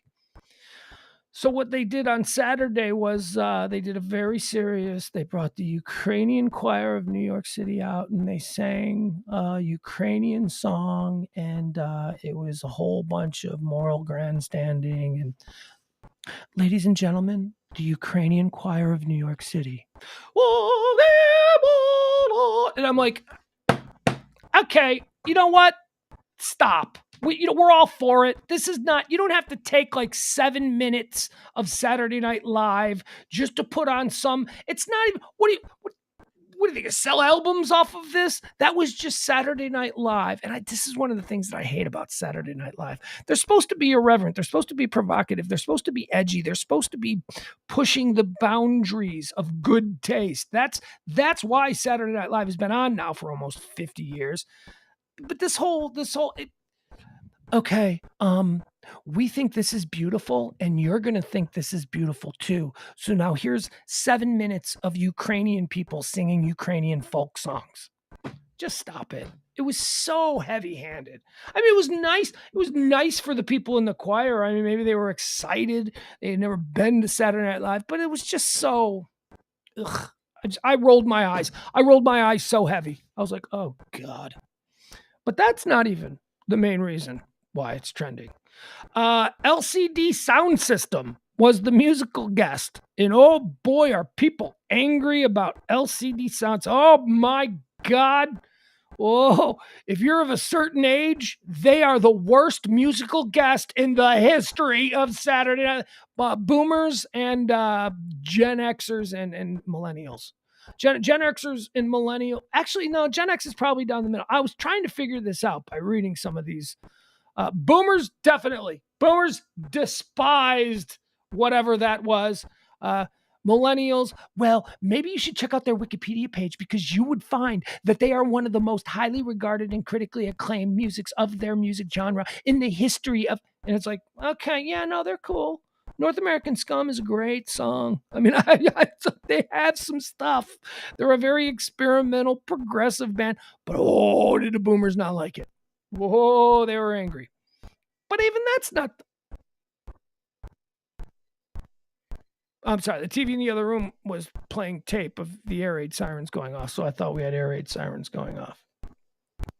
But even those, that's not the reason. So it's not Mulaney, it's not the Ukrainian court. Those are all side things. It's trending, SNL is trending because of Weekend Update.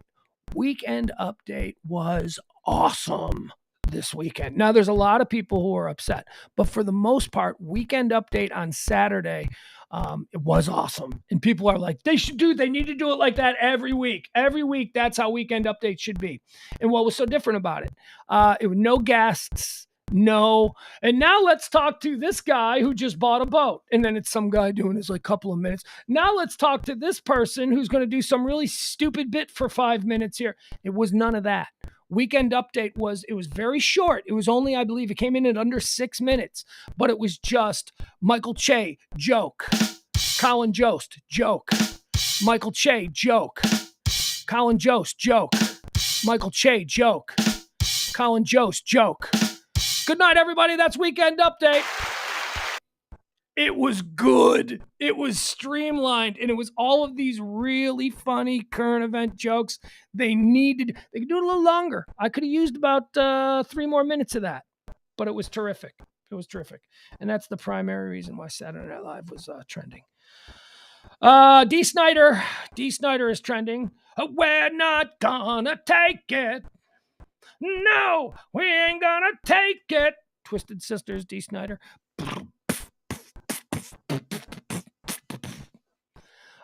D. Snyder is trending because he sent out a very provocative tweet. Woo! So here's the tweet that he sent out. No. People are either hailing him as one of the great people of all time or one of the worst people that has ever lived. Here's D. Snyder's tweet. People are asking me why I endorsed the use of "we're not gonna take it" for the Ukrainian people and did not for the anti-maskers. Well, one use is for a righteous battle against oppression. The other is an infantile feet stomping against an inconvenience. Oh boy, D. Snyder putting it out there. He's got the gloves off. He's looking to fight some people. So that's why D. Snyder is trending. D. Snyder of Twisted Sister. D. Snyder's cool. D. Snyder, not a big Twisted Sister fan. I mean, you show me a Twisted Sister fan and I'll show you somebody who's not really into music. Somebody not really. I mean, people who love Twisted Sister, who think that they're like the greatest band of all time, they don't have a lot of CDs. They don't have a lot of stuff that they listen to. They remember that from when they were younger and they thought it was cool. It was a fun song. I can't really name anything else by Twisted Sister. However, with that said, D. Snyder over the years has become an interesting guy, a guy who's got a lot of opinions on stuff and isn't afraid to share them. I like D. Snyder way more than I like Twisted Sister, and I really like "We're Not Gonna Take It." When I was giving my son my little kid when he was just little, and I was kind of ingraining all of these music and these songs, I was trying to get him to I was laying a base for his musical appreciation. "We're Not Gonna Take It" was one of the songs we used to listen to because I knew that would appeal to a 6-year-old, who was want to throw a tantrum or two. we still sing that song though. It's still on one of our Spotify lists. So when it comes on, we're like, we're not gonna take it. The Batman is trending right now at number 1. The Batman early reviews for the Batman starring Robert Pattinson and Zoe Kravitz are coming in. I don't care. I don't care what the early reviews are. I'm gonna see it. It looks awesome. I love that. I see all the Batman movies. It doesn't matter. It doesn't matter if everybody on the planet said this one sucks. I'm gonna see it. The Batman. I'm not gonna stop now. I've been seeing every damn Batman movie since. Who was the first Batman? Since Michael Keaton. I'm Batman. That's my Batman, Michael Keaton. By the way, Michael Keaton had himself a night last night at the Screen Actors Guild Awards. We'll go through that. We can see.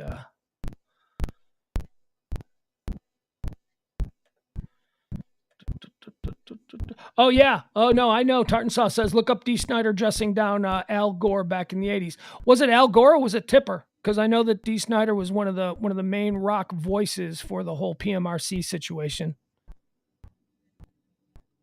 Which is the reason why I never truly loved Al Gore. I'm like, you let your wife do that bullshit and you didn't say anything. And now you're trying to be president of the United States when we know that your wife is an uptight Karen. We didn't even have the term Karen back then. And yet we just knew it fit.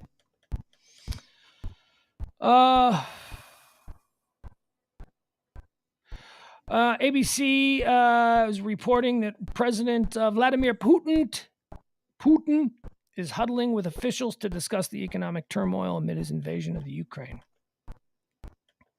Derek Jeter is stepping down. Chingy is trending. Chingy is now trending because of the Estee Lauder guy. All right, that makes sense. FIFA is trending. We talked about that. FIFA is trending because they've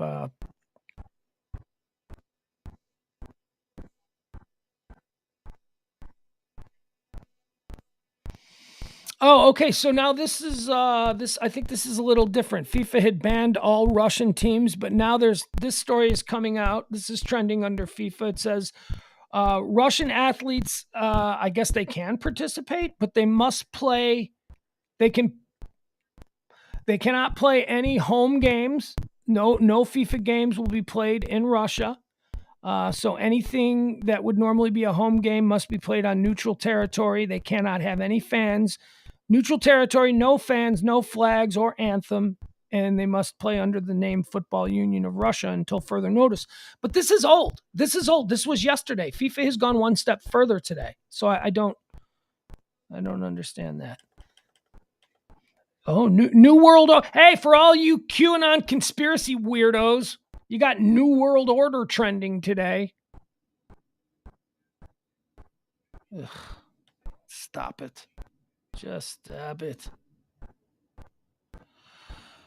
Okay, so this is interesting. New U.S. confirms that it has expelled Russian diplomats at the United Nations in New York, saying they were engaged in activities not in accordance with their obligation and responsibilities. As diplomats, without offering specifics, Russian envoys say 12 were expelled and 12. Whoa! That is big news. They kicked out all the Russian delegates at the United Nations today. When is this from? Oh, this is just within this 18. Is this 6 minutes ago? No, this is an hour and 6 minutes ago. Yeah, this is being reported by Connor Finnegan, ABC News State Department reporter and producer. Wow, that is interesting. That is interesting. Russian diplomats have been expelled from the United Nations. That is an indicator that things are ramping up globally against, well, really? That's the indicator? No, that's a big indicator. That's a big one. The United, well, I don't want to get into a thing about the United Nations because I have some questions about the way they've behaved in the past too. But theoretically, the purpose of the United Nations is to give everybody a voice so that you can avoid these conflicts. And should conflicts come up, you can talk it out. They've just kicked out the Russians. They've expelled the Russians. So they're not talking about it anymore. They've made up their decision, and oh boy, wow. Stephen Jones is trending. We should probably look into this. Why is Stephen Jones trending? Stephen Jones on Cowboys' $2.4 million settlement to cheerleaders. Jerry addressed it. I really don't have anything to add. That's why you're trending? That's why you're trending. Getting me all excited. Thinking Stephen Jones is stepping down, or maybe they're going to bring in some real football people instead of just a bunch of rich guys and their kids.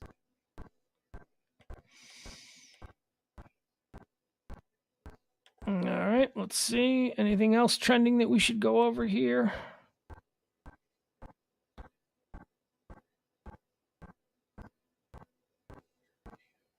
All right, yeah, there's nothing else.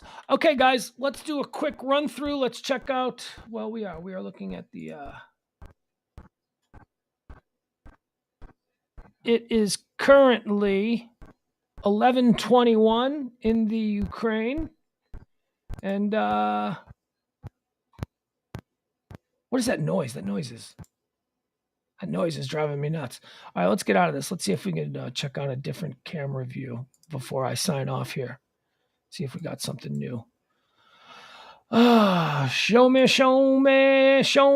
a new view. Okay, what's this one here?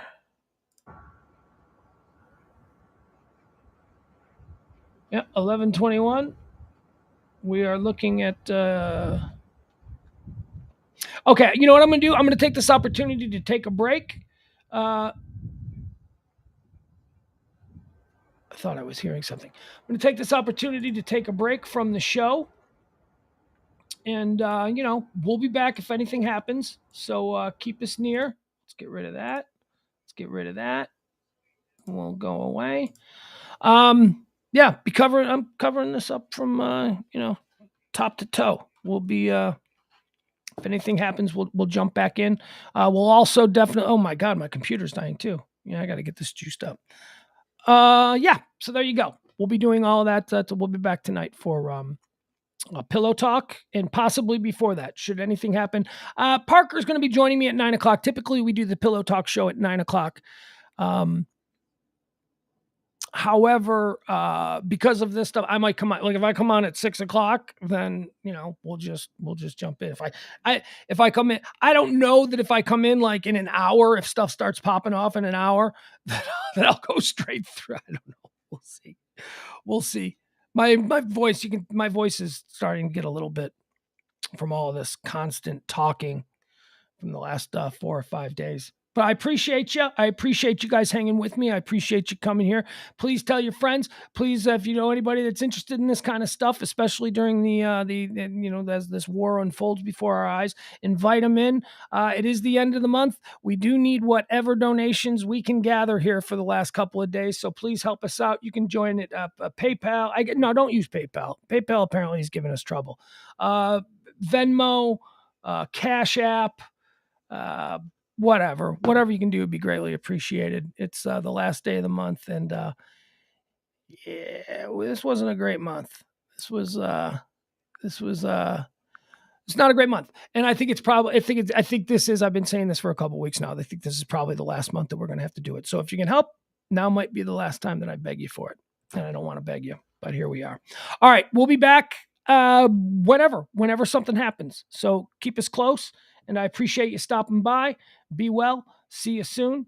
And I don't know. I got nothing. Without playing the Hinckley song, I have no way to really get out of this. So maybe I don't know. We'll just end it.